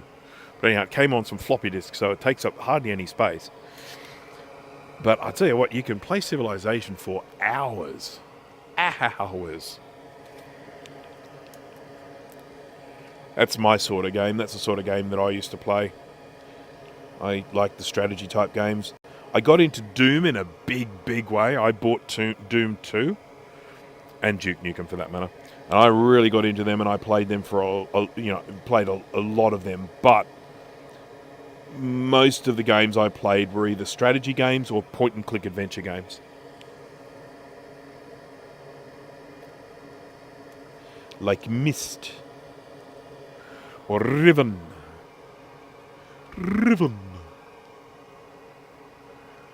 Anyone new? If there's anyone new in the chat and that's shy, doesn't want to come up and say hello, please say hello. Please say g'day.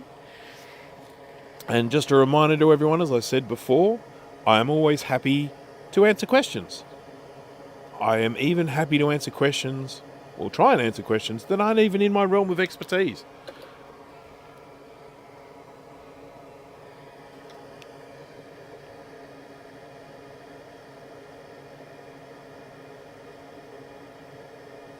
I might provide the wrong answers, but I'm happy to try. What is the best ute? All these people that start getting, getting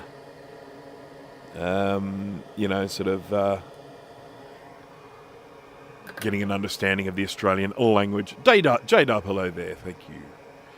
Hello, would I say that near radio or N3AR? Hello, I think it's meant to be near radio. Hello, near radio. I'm glad you're enjoying it. Thank you for joining me. And just in case anyone is watching this and wondering what the hell is going on, I am currently restoring a vintage Macintosh computer, which is one of the main things that I do. It's what I do for a bit of fun. I am a vintage Mac collector, and I like to keep them going, and a lot of them have leaky capacitors that need replacing. So, N3AR. Okay, no worries. Ham radio person, there you go.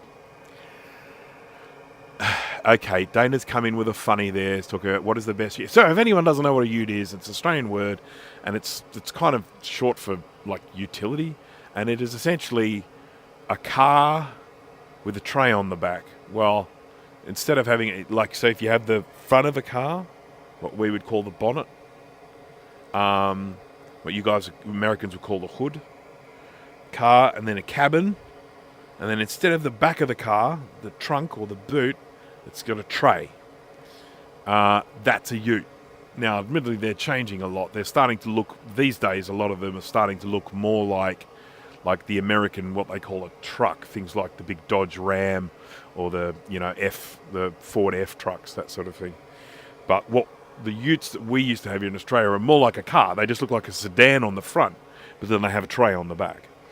They look like a standard old sedan. And I think probably my general feeling is back in the day, not anymore, but back in the day, the best utes that were being made were a lot of the Commodore utes, Holden Commodore utes out here. They were they Commodore? Were they Holden anyway? There was one called the, I think it was called the Bathurst.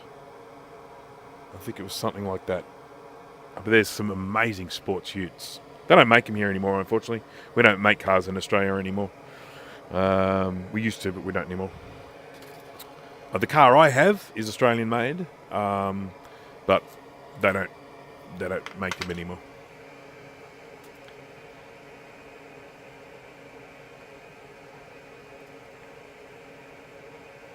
Okay, El Camino. Okay, I'll take your word for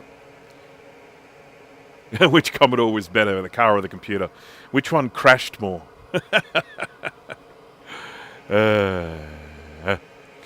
Funny thing is that there was a Commodore called an Amiga, but it wasn't AMIGA, it was OMEGA, so like Omega.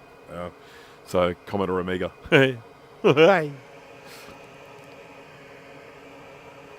When, if ever, would you use 623680 solder with a couple of % of silver in it? I use 6337. I have never used one with silver in it. The only other solder that I would consider using is the low temperature stuff. I don't have any, but you can buy, it's expensive, but you can buy a special low temp solder, and I'm not sure what's in it. It might be exactly what you're describing, but that can be quite handy if you're trying to get something off a board, which is a bit difficult, is you can sort of try and get rid of the normal solder and then just add a low temperature solder into it. Makes it much easier to melt to then get a component out. So that's difficult components, the old low temp stuff. Holden cars is no longer. Nope. And I think you can still buy cars in Australia that are Holden. They're just rebadged, so they're cars that are known as something else in another part of the world, and then they just put Holden on them when they sell them out here, because it's a brand that sells, you know. Doesn't Australia have the Toyota Hilux? We do have the Toyota Hilux, but we don't make them here anymore. They're made overseas and imported.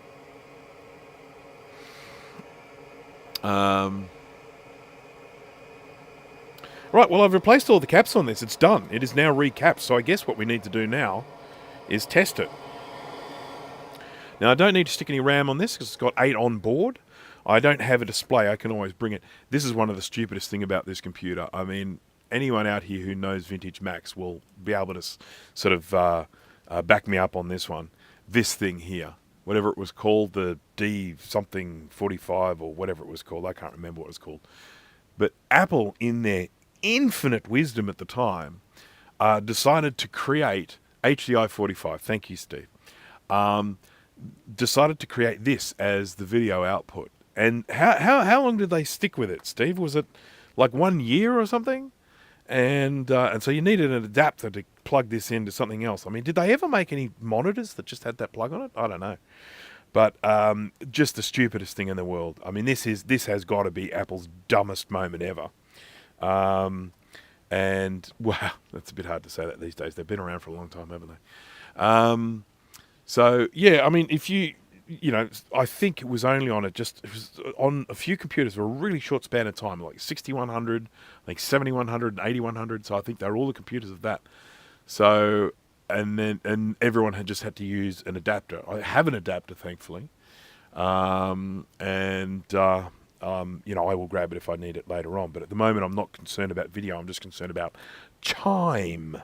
So I don't need to stick any RAM in this, but I will need to stick a ROM, and I don't need the level 2 cache. I will add it if I get this working. So ROM goes in here. So Steve tells me they're interchangeable. It'll figure out which is which. I will put this into the slot it was in before, but we'll just see. So that's the ROM. I'll put the level 2 cache in if it chimes. Over here, that's the speaker. So I'm going to get a little audio device. This is my really bad one. I've got a better one floating around somewhere, but this one does work. But I stepped on it by accident. So, you know. I'm not proud, but I stepped on it. Get up. Get up, get up, get down. Okay. So, we'll see if that works. Got a power supply floating around here.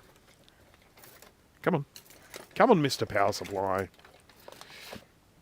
We've got our Molex connector there for the CD, Molex connector for the hard drive, and then the connector for the board. I'll leave the heatsink off for now, but I will add that later on, because you do need a heatsink on these PowerPC chips. They do burn pretty hot. Okay, it's what Steve's been told, but who knows? So we will have to test that theory, won't we? Right, so let me just push button power supply. How embarrassing. How embarrassing, Apple. Okay, let's plug this in. I've saved some of the best volts for this test today. I've been using all the shoddy volts earlier today, but I've got good volts that I've got going through this power supply today. So let's see what happens. Zoom out a smidge. Okay, there is flux all over this board, so that may stop it from working, but we'll just see what happens. Oh, battery. Do I need a battery? I think I need a battery to start these up properly. So I shall plug a battery in. Bing. Okay, 3, 2, 1.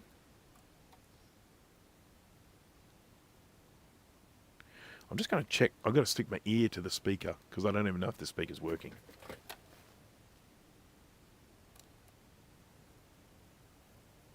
Yep, got a little pop.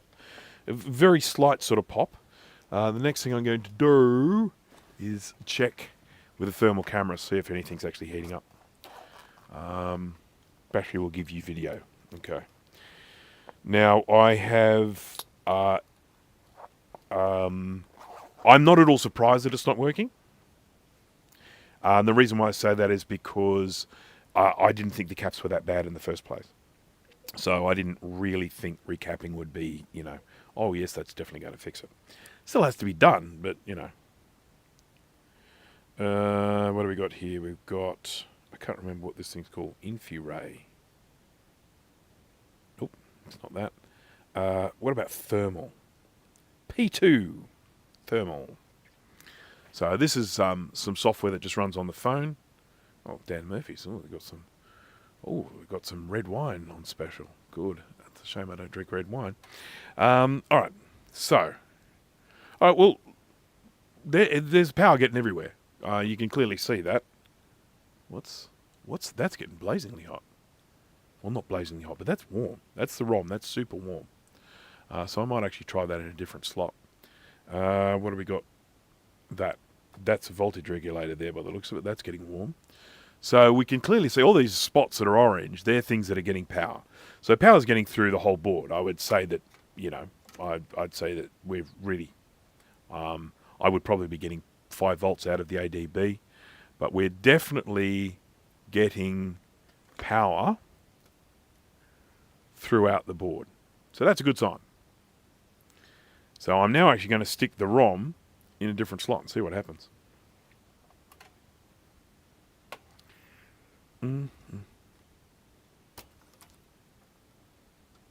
Because Steve told me. Steve promised me that it would work.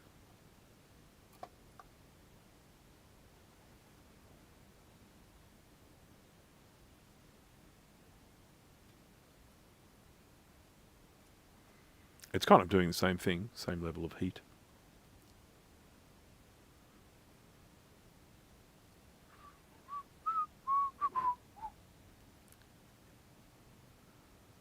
Yeah, I mean, I've got a pretty good feeling that we won't get video on this, but, I have to put a monitor on it. Well, you didn't really come here too late. I'm only just testing it now. You sort of came just at the point when I'm testing this and it's not working. But that's kind of what I expected. So we're all good there. The other thing, of course, I will need to do with this is give it an ultrasonic clean. There's a lot of dust on it. Not too much in the way of gunk, but, What do these 2 buttons do? Are they a restart? Okay, I'm going to put that back. I'm going to do this. Whoops. Come on. Okay. Right, so, and I'm going to... It chimed. Hang on.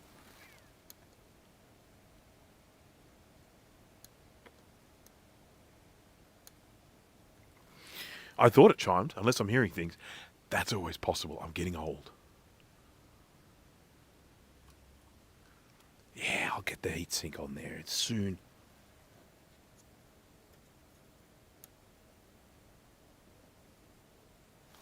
Not sure. I'm definitely going to get the screen. It's not that warm. It's really not that warm. More old. Do you really need more old vintage stuff, Nick? Seriously?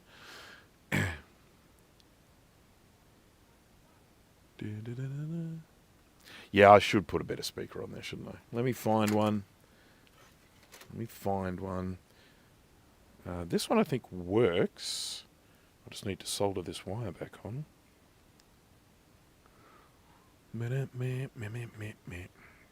I'll just test it. I do this, this is the way you test the speaker is you... What? Oh my God, how does that get in there? There we go. Right. So I'm just going to check the resistance across the 2 thingies here on the speaker. Yeah. Okay. So this is a functional speaker, so that's good. But these wires are a little bit iffy.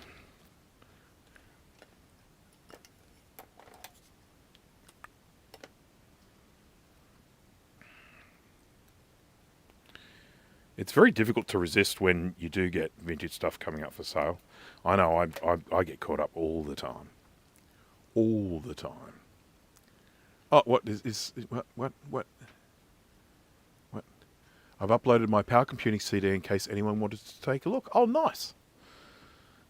Is it any different to the other ones? Was there something special on it? A lot of the time those power computing CDs used to come with bundles of things. It was fun, you get all this extra software. Mine came with a bundle from, was it Macromedia? and it was a big red box, and you got X-Res, which was a type of image editor. Then there was a 3D package. I can't remember what it was called. It came with freehand and I think director as well. Freehand illustration software, and it came a little bundle with all of those. Pretty good value, I have to say.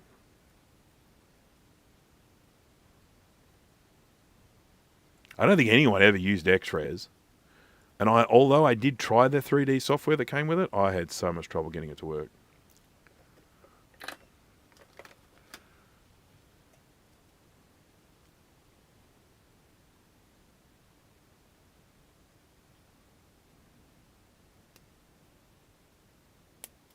Right, so we've got a different speaker now. So everyone's waiting with bated breath.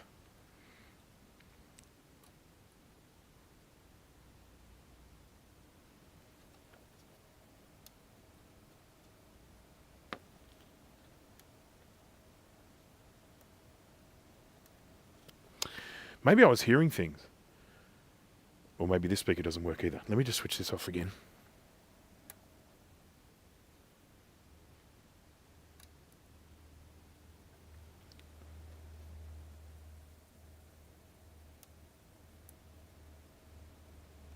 Yeah, I'm not sure we're getting anything.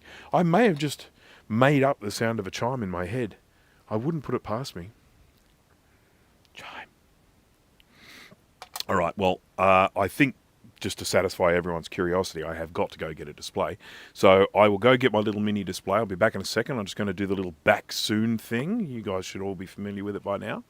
It's just up there. It's not far away. It shouldn't take me long to get. So I will do the back soon, and we'll come back and we'll plug in a screen. We'll see if we're getting any video.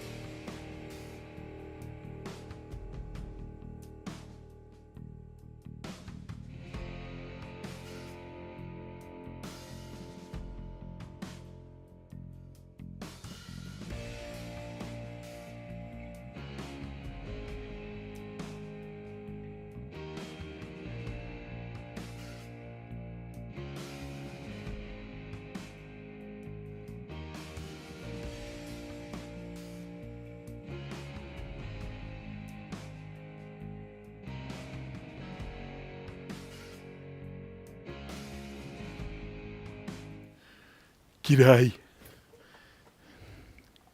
Right, so this is the stupid thing we were talking about before. This is the adapter that goes from this ridiculous connection to a normal DB15.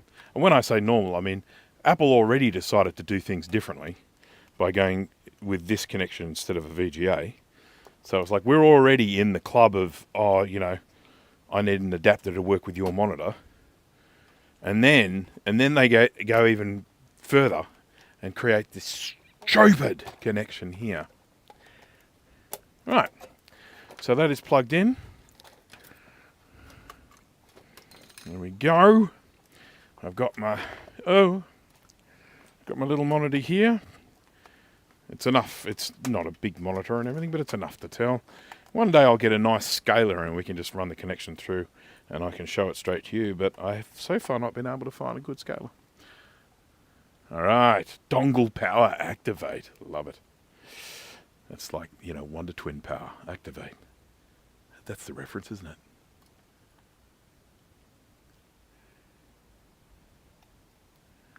it? I'll just check and make sure we're on the right source.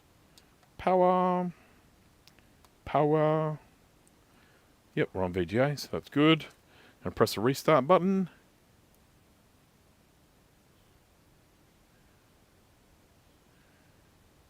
Yes, these monitors are very handy. So this was not cheap either, by the way, I should mention.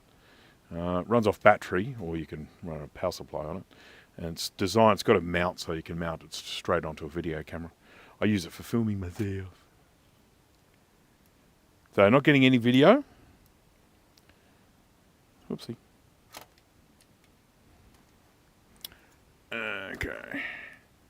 I'm not even thrilled with the restart button. Normally when you press restart button, you'll get a coming from the speaker. Don't feel like I'm getting anything. I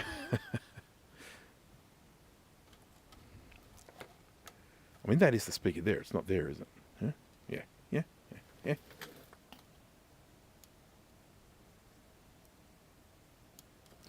Yep. Now I'm getting naught from the speaker. I do when I power it on. You just get a very slight pop. Yep, just like that. But then restart. He said nothing, which is not a good sign. I wonder if there's a problem with the ROMs. Has anyone ever had problems with ROMs before? I could grab a ROM from my other one, but it seems unlikely. ROMs are usually pretty robust, aren't they? Oh, I shouldn't say that. ROMs fail all the time. Yeah. I'm just going to do this. On the older computers, they do anyway. Which way? Go in. What? What? Here we go.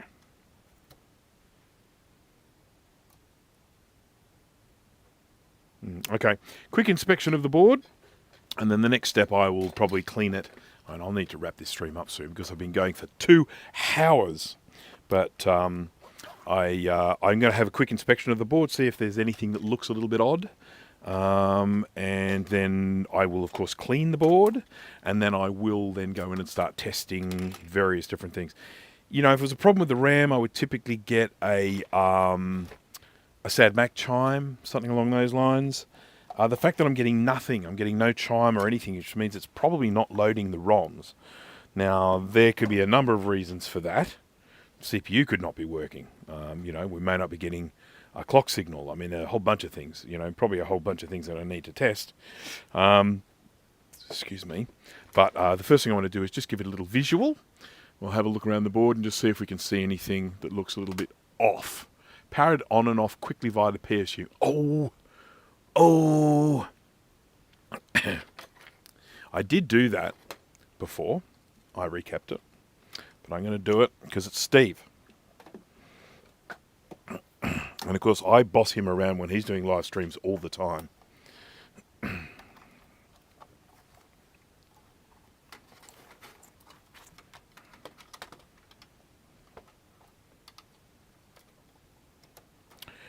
I've got that song in my head now. I've got my own wait music. Right.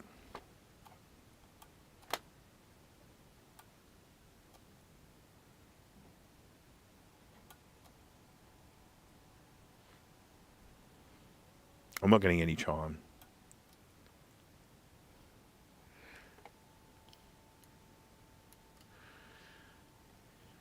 Cool. All right. Nothing happening. Beef Wellington. Old Beef Wellington. We'll make it a new swear word.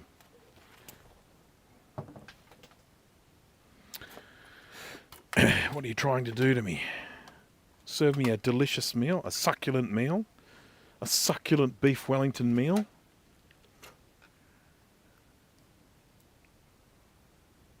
Beef Wellington with mushrooms. Our lovely friend Erin Patterson. Right, let's jump across to the scope view. We'll just have a little bit of inspectorooning. There's a lot of dust on here. I mean, I wouldn't normally expect dust to be an issue. Very little in the way of leakage. Some of the problems you can encounter with these, you can encounter with these pins sometimes coming away as they get old. These ones really don't look too bad. I mean, it only takes one to stuff us up, but I just don't see any wobble.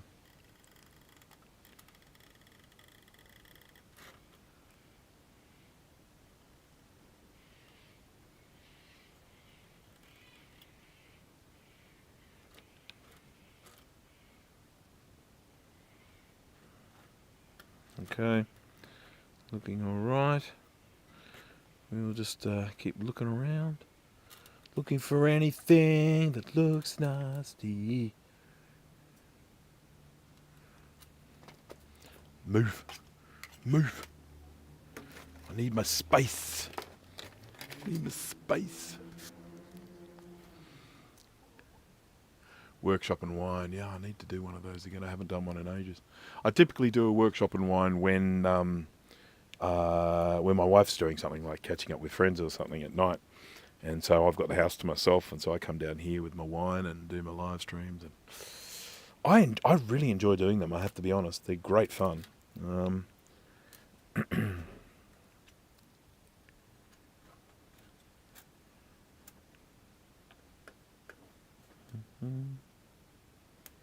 anyone sees anything that looks a bit sus, just scream out, "It's behind you."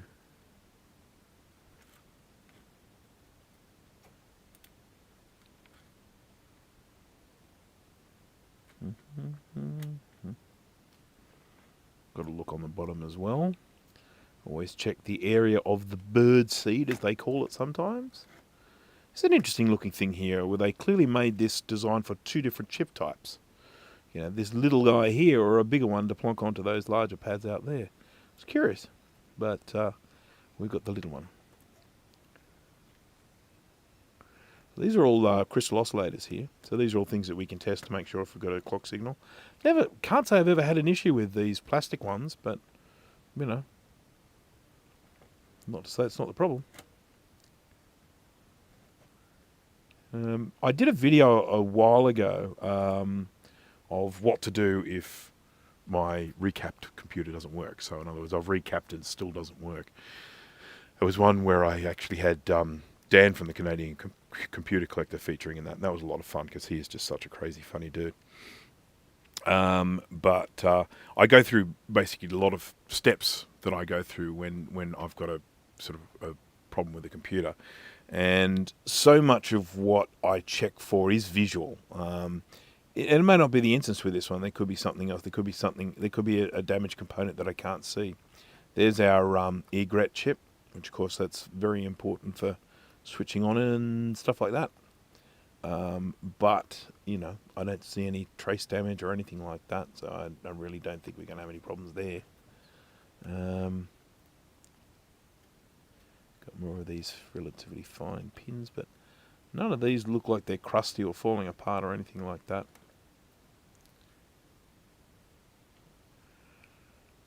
And we know that a lot of these things were getting power. We saw that with the thermal camera. Able to fire up the thermal camera. I mean, one thing I can, of course, do is I do have a functional 100 Power Mac 6100. I can go and grab my functional Power Mac 6100, fire it up, put my thermal camera on it, and then I can compare it to the image of the thermal camera I'm getting from this one and see if maybe there's things that aren't getting hot. So, did someone say sus? Where's sus? Who said sus?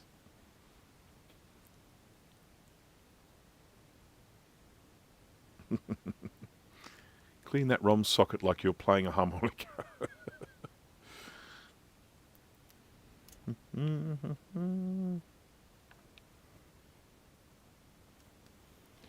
It just doesn't seem, you know, I mean, this is the ROM socket here. I mean, there's no corrosion. Nothing. Nothing. Got some dust. What's that? Why is there a lumpy bit there? I think that's just a glob of UV mask. Yeah, it is. But there's nothing here. I mean, in all honesty, you don't look at this and go, "Oh man, that's not working. That's not going to make contact." It's really not that bad. And of course, there's a CD-ROM drive in this thing. I'm going to have to recap that as well because bloody CD-ROMs.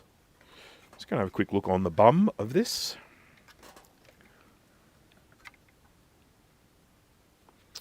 What we're looking for is any of these little, what do you call them, birdseed type components, what they refer to as the passives.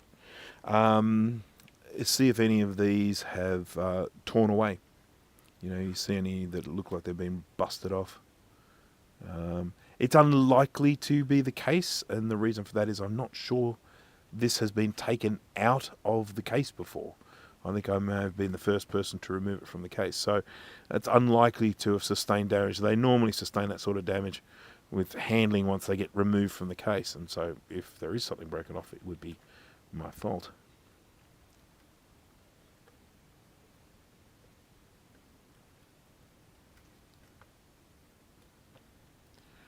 Don't typically have failures with these passives unless there's corrosion to the wires. Look at all these little empty ones. I wonder if this is all stuff you can do to overclock it or something.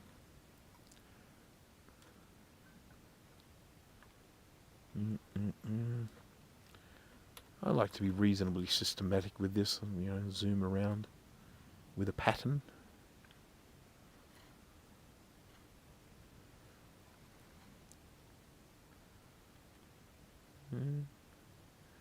Looking. It's an interesting one, isn't it? Look at that. So that's for grounding the heatsink by the looks of it. Nifty. Does the heatsink need to be on for it to work? I've never heard of that, but maybe it does.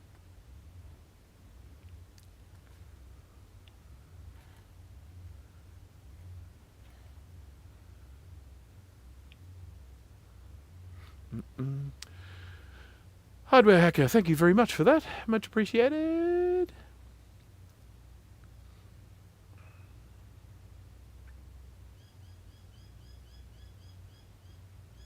Racing stripes on a turtle. Oh, now. Well, I mean, this was available as a 60 or a 66 version, I think. I'm not telling lies, and I'm pretty sure you could get a 6160.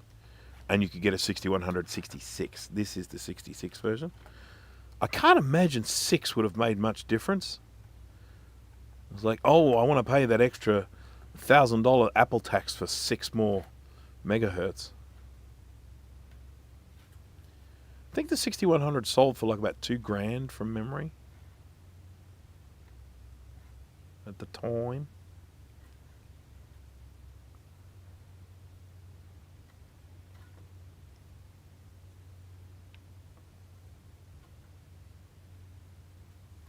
I don't see anything nasty.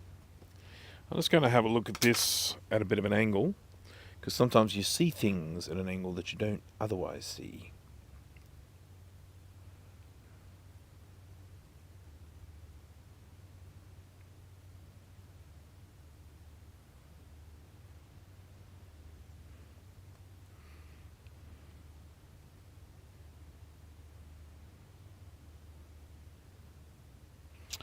But I've got a sneaking suspicion that once I've cleaned this, I'm going to have to start doing some proper diagnostics and pulling out an oscilloscope and checking clock signals and all that sort of malarkey. It's my least favourite bit.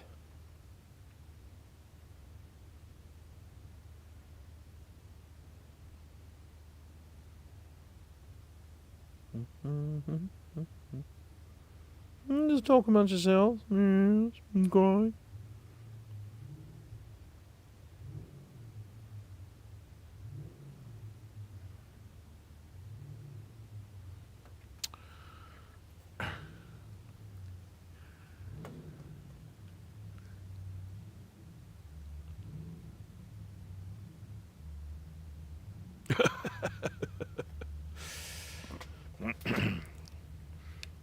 So I did do some speed comparisons recently, and I will be publishing this in a video because I've recorded it all. But it's a video that I've got planned coming. I had wanted it to come out a long time ago, but I'm just having trouble getting the, I don't know, wherewithal. I've been busily making other videos. Let's just say that, and that's my harmonica playing.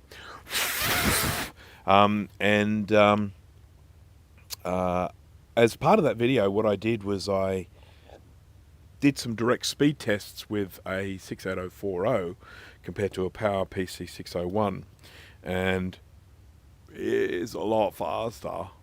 It's very easy for us to pay out on the 601 now, but when you look at those speed differences, they don't look very well stuck down.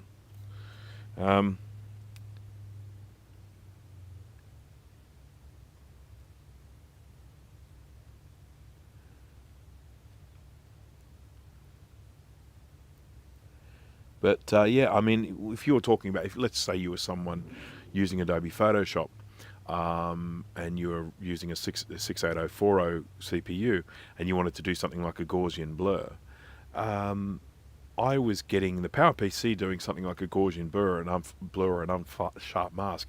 They were like 8 to 10 times faster. That's going to save you a lot of time if you're doing a lot of that stuff. So, play that thing like a Nintendo cartridge. Oh, you know what I should do? I should just hit it with a bit of isopropyl alcohol and then we'll try it again with the ROM in. But the fact that the ROM was getting warm makes me think that it's connecting okay. And the problem is elsewhere. Cool Whip. Someone's revving a car somewhere in the neighbourhood.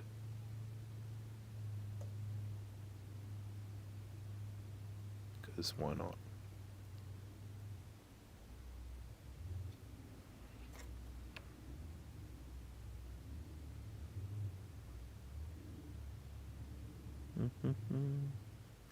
Sorry if this is a little bit boring, folks. This is really where, once I've actually done all the stuff, and then I just get to the point where it's like, okay, now I have to start doing all this boring checking and testing and stuff. It does get dull. When I do pre-recorded stuff, I fast forward through all this, so you don't have to watch it.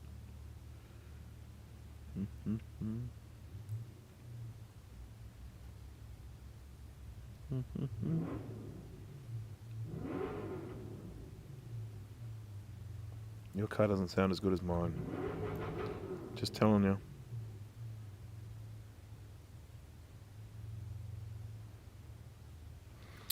Alright.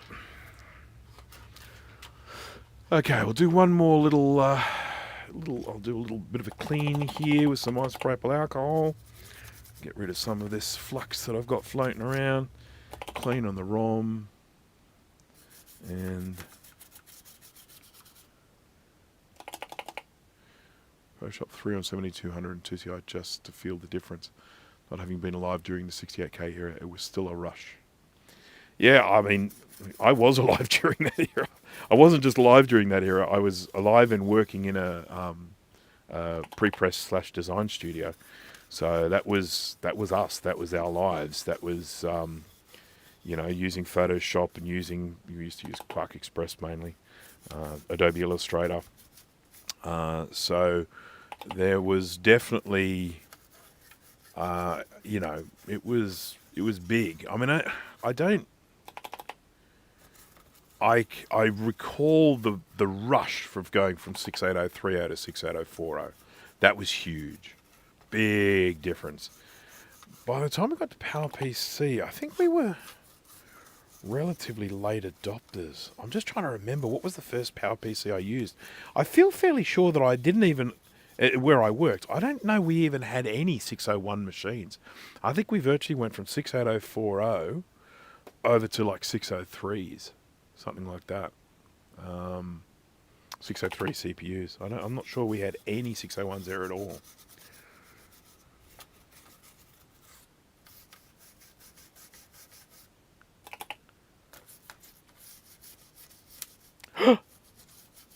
Remember what I said about brittle plastic? I just broke a bit. I can glue it back on if I can be bothered.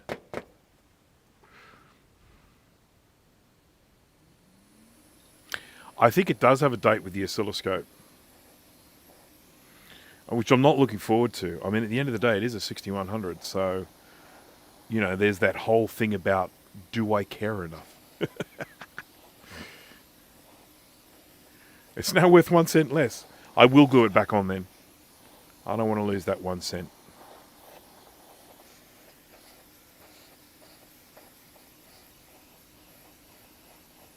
our 2CI at work needed an add-on card to help render JPEGs in Photoshop. Yeah, I remember that. We had I think it was Super Mac.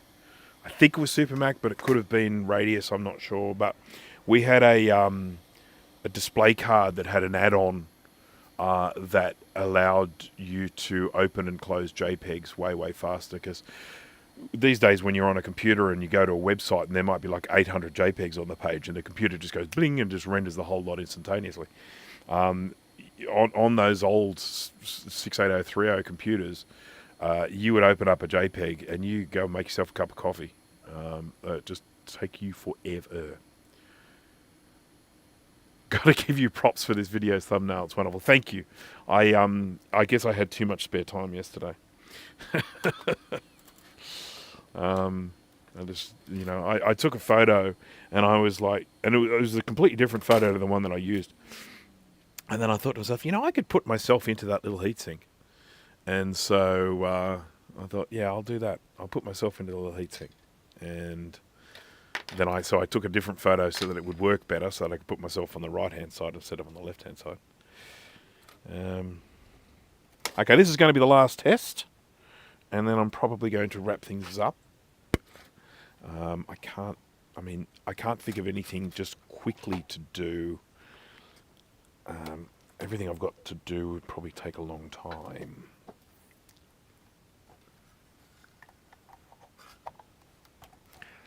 Where's my speaker? Where's my speaker?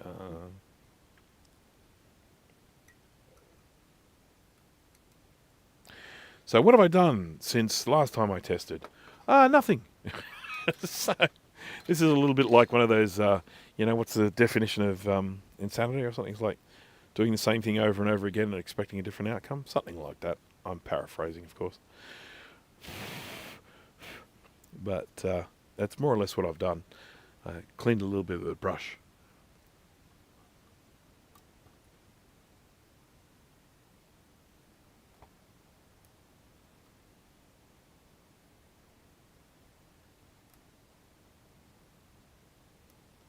Nothing happening there.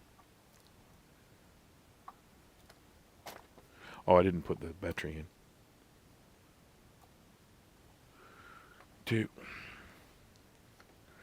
I'll put the battery in.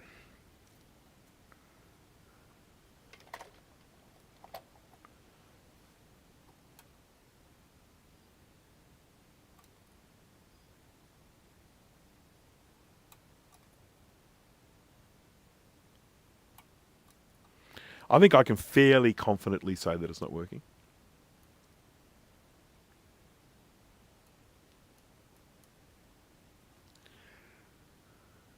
Okay, I'll tell you what I did want to do. I wanted to stick the heatsink on just temporarily. There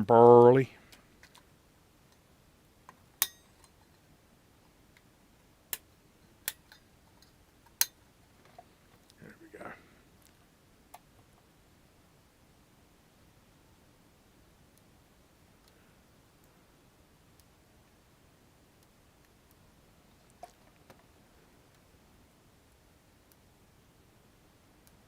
She's a dead. She is a dead. Yeah, okay, so what will I do next? So the next thing I'm going to do is clean the board. I'm going to put it in the ultrasonic and give it a good old wishy-washy. Clean all the flux off, make it all look nice. Get it like brand new. That's what I'm going to do. The next thing I will do, assuming of course the clean does nothing, which of course I'm assuming it will do nothing, I will then go and get my other 6100 and grab the ROM from that and test it out using the ROM from another one to see if there is a fault in this ROM. And so that I'll then at least be able to rule that out. I can try this ROM, of course, in my good one and see how that goes. The next thing I will do is probably take a thermal photograph of this one and then take a thermal photograph of the one that's working to see if I can see anything obvious. Is one thing looking hotter than it should or colder than it should? If there's a short circuit on the board somewhere. I'll do the same for the underside of the board as well, because you never know. There might be a little passive component on the bottom that could be getting warm. So that will be the next step. And then, assuming that none of that shows me anything, the next thing will be go and check all the clock signals. So check and see that we're getting clock signals through. So there's 1, 2, 3, 4, 5, 6. 6 oscillators on this board by the looks of it. So I'll go in and check all of those. There's 20 megahertz there. I can't read those. 33. So that'll be the one for the CPU, because that's generally that is half of whatever the CPU is. So that's 33, which gives us the 66. That's 25, 31, 45, 57. Oh, and there's a little one here as well. Little, what do they call them? A wishbone oscillator there. So they're going to be the steps that I take next. I mean, this sounds terrible, but I'm not going to expend a ridiculous amount of time on it, because it is a 6100. I do already have a working one. But I would very much like to see it working. I mean, I like all these old Macs, you know, sort of even the 6100 that everyone seems to hate on. Apart from that stupid power button. I hate that stupid power button. When you take the case off a 6100 and there's a little power button at the front and you go to press it, if you've got a great big fat finger that I do, you scrape your finger on the metal as you're trying to push the little button in. It's just, I hate it. I hate that design. It's dumb. Stupid. But anyhow, I would really like to have something really fancy and interesting to move on to, but I don't. At least I don't think I do. But as usual, I just want to a big thank you to Will from KMac for sending me that little care package. I'm so thrilled to have that 128 megabytes of RAM. I have yet to decide what I'm going to put it in. I'm tempted to kind of put it in the Quadra 950. I love my Quadra 950. I wish I had somewhere where I could put it, so it's permanently set up. Hello, Rudy. It's nearly over.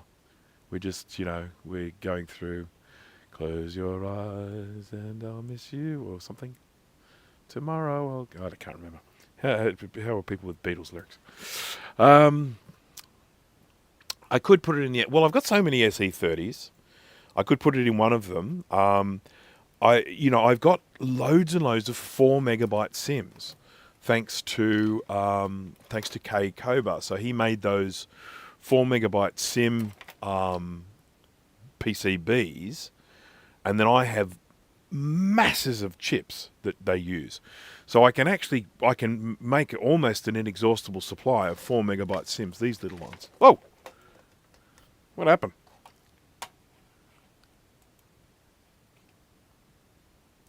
Sorry, at some stage I bumped the mouse and it selected a different view. They're also blink. So they're blink RAM. They're RAM that blinks when there's data going through them. So yeah, I have these ones here, which they're very, very cheap for me to make up, because you just have the PCBs. I've got the diodes and the capacitors and resistors.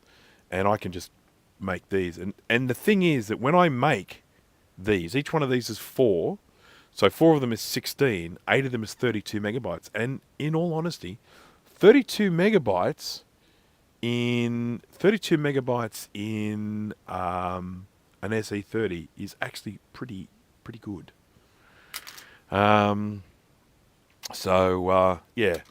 I mean, it is very tempting to fill it up with 128 megabytes, but I struggle to... Help me out here. What would you do with 128 megabytes on an SE30? What task would you run? What application would you run to utilize 128 megabytes on an SE30? Yeah, load up the 950. Yeah, I like the idea of doing that. I've already got a bunch of RAM in the 950. I don't know how much though. I have to check. Doom on an SE30. Yeah, not quite. It struggles with Wolfenstein. I mean, it runs, but not well. Soft Windows. No. No. No. I do not want that. Yes, accidental Chook-cam. So we'll go back and say the Chooks with deliberate intent this time. There we go. There's a chicken. There's a blind chicken trying to work out what to do. What will I do, says the blind chicken. I'll just stand here because I'm blind. Okay, there we go.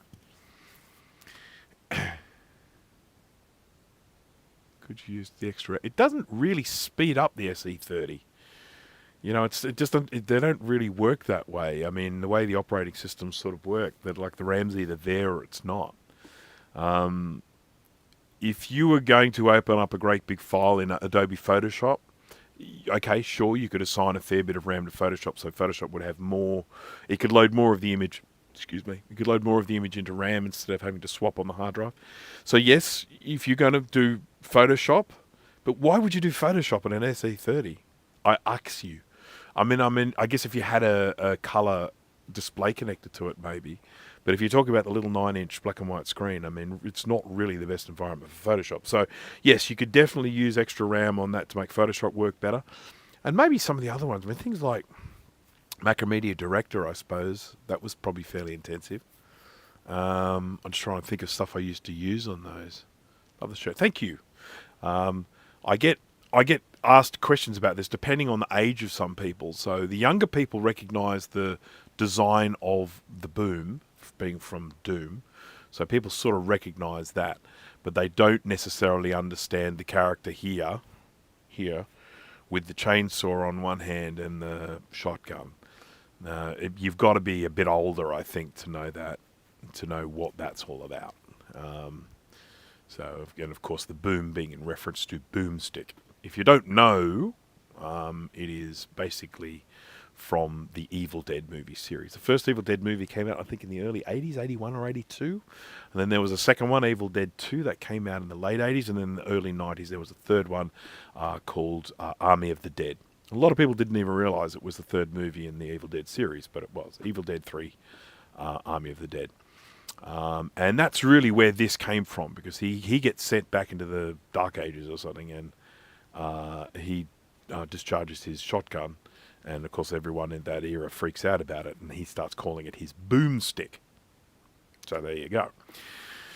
Yeah, I mean, let's face it, when you talk about the first movie came out in, I think it was 1982, you're talking about people of a particular age. So, yeah. Shop smart, shop smart. Yeah, there's a reference for you. Yeah. What about a RAM drive? Rudy, that's a really good suggestion. The only thing I would say about that is things with like Blue SCSI and that these days, the drive performances are pretty good. You know, they go pretty. I mean, yes, RAM drives are quicker, but again, I guess what would you be using a RAM drive for on an SE30? Really, I guess we'll find out. I might even make a video about it. What will I do with 128 megabytes of RAM? And I can test it out on different computers and see which one gives me the best value. Steve, did you ever get that external RAM drive working? Because that was something that I wanted to play with it. I saw you had it there. I'm like, I want to play with this thing. That's so cool. It was all ran on 30-pin SIMs too. It does work. That's awesome. That's so cool. Yeah, it is. That's a cool thing. Can you imagine what it would cost to deck that out in the day, full of RAM? Yeah. Well, yeah, it costs money, but you're a wealthy YouTuber, Steve. Think of all the internet money that's just coming your way. You can spend it on some RAM. Then reality strikes. Okay, anyhow, I am going to head off. I have got to try and figure out what I'm going to cook for dinner tonight, and I'm heading out now to go and get some lunch and do a little bit of shopping, and that's going to be fun and exciting, as I'm sure you can understand. But this is a project that is going to continue going, the 6100. I really would like to get this going if I can. I'm going to keep working on it, try and get it up and running, because I think it's just nice to have it. Have another 6100, and I am going to be using it in one of my upcoming videos where I do some speed comparisons. So, yeah. I want to compare the speed of a 6100 66 to a computer with a Power Mac 66 megahertz CPU upgrade. So I want to do a comparison of an upgraded to a Power PC to an actual Power PC. See how much we're gaining or losing with things like the bus speed and stuff like that. Thank you very much is a hardware hacker for that. Some RAM money. Right.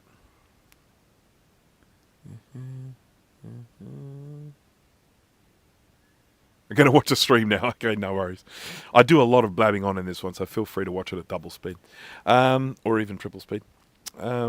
Okay, all right. Okay, this is it for me. I'm going to say thank you to everyone. I had a really good turnout today, so I appreciate that. Everyone who watched, I think I got up over. Oh, I got well over 60 at one stage there, so that's nice. For me, that's pretty good numbers for a live stream, so do appreciate it. Thanks for watching. The chat was so much fun tonight. Everyone's just sort of chatting about stuff. Really enjoyed it. So, yeah, thanks for keeping me company while I worked on this. And, thanks for all your sort of valuable input and stuff and calling me out when I say stupid things. It's always important to have someone doing that. If I didn't say hello to anyone, I apologise. It was not personal. I just sometimes miss things going in the chat. Have a really good night, day, whatever it happens to be in your part of the world. I am hoping to I may not get to live stream weekend. We'll have to see. I've got some stuff happening. But I will try, and if I can't do it on the weekend, I might maybe try it later in the week. So have a good one. Wherever you happen to be, enjoy. Thank you for joining me. And I hope to see you in the next one. Bye-bye.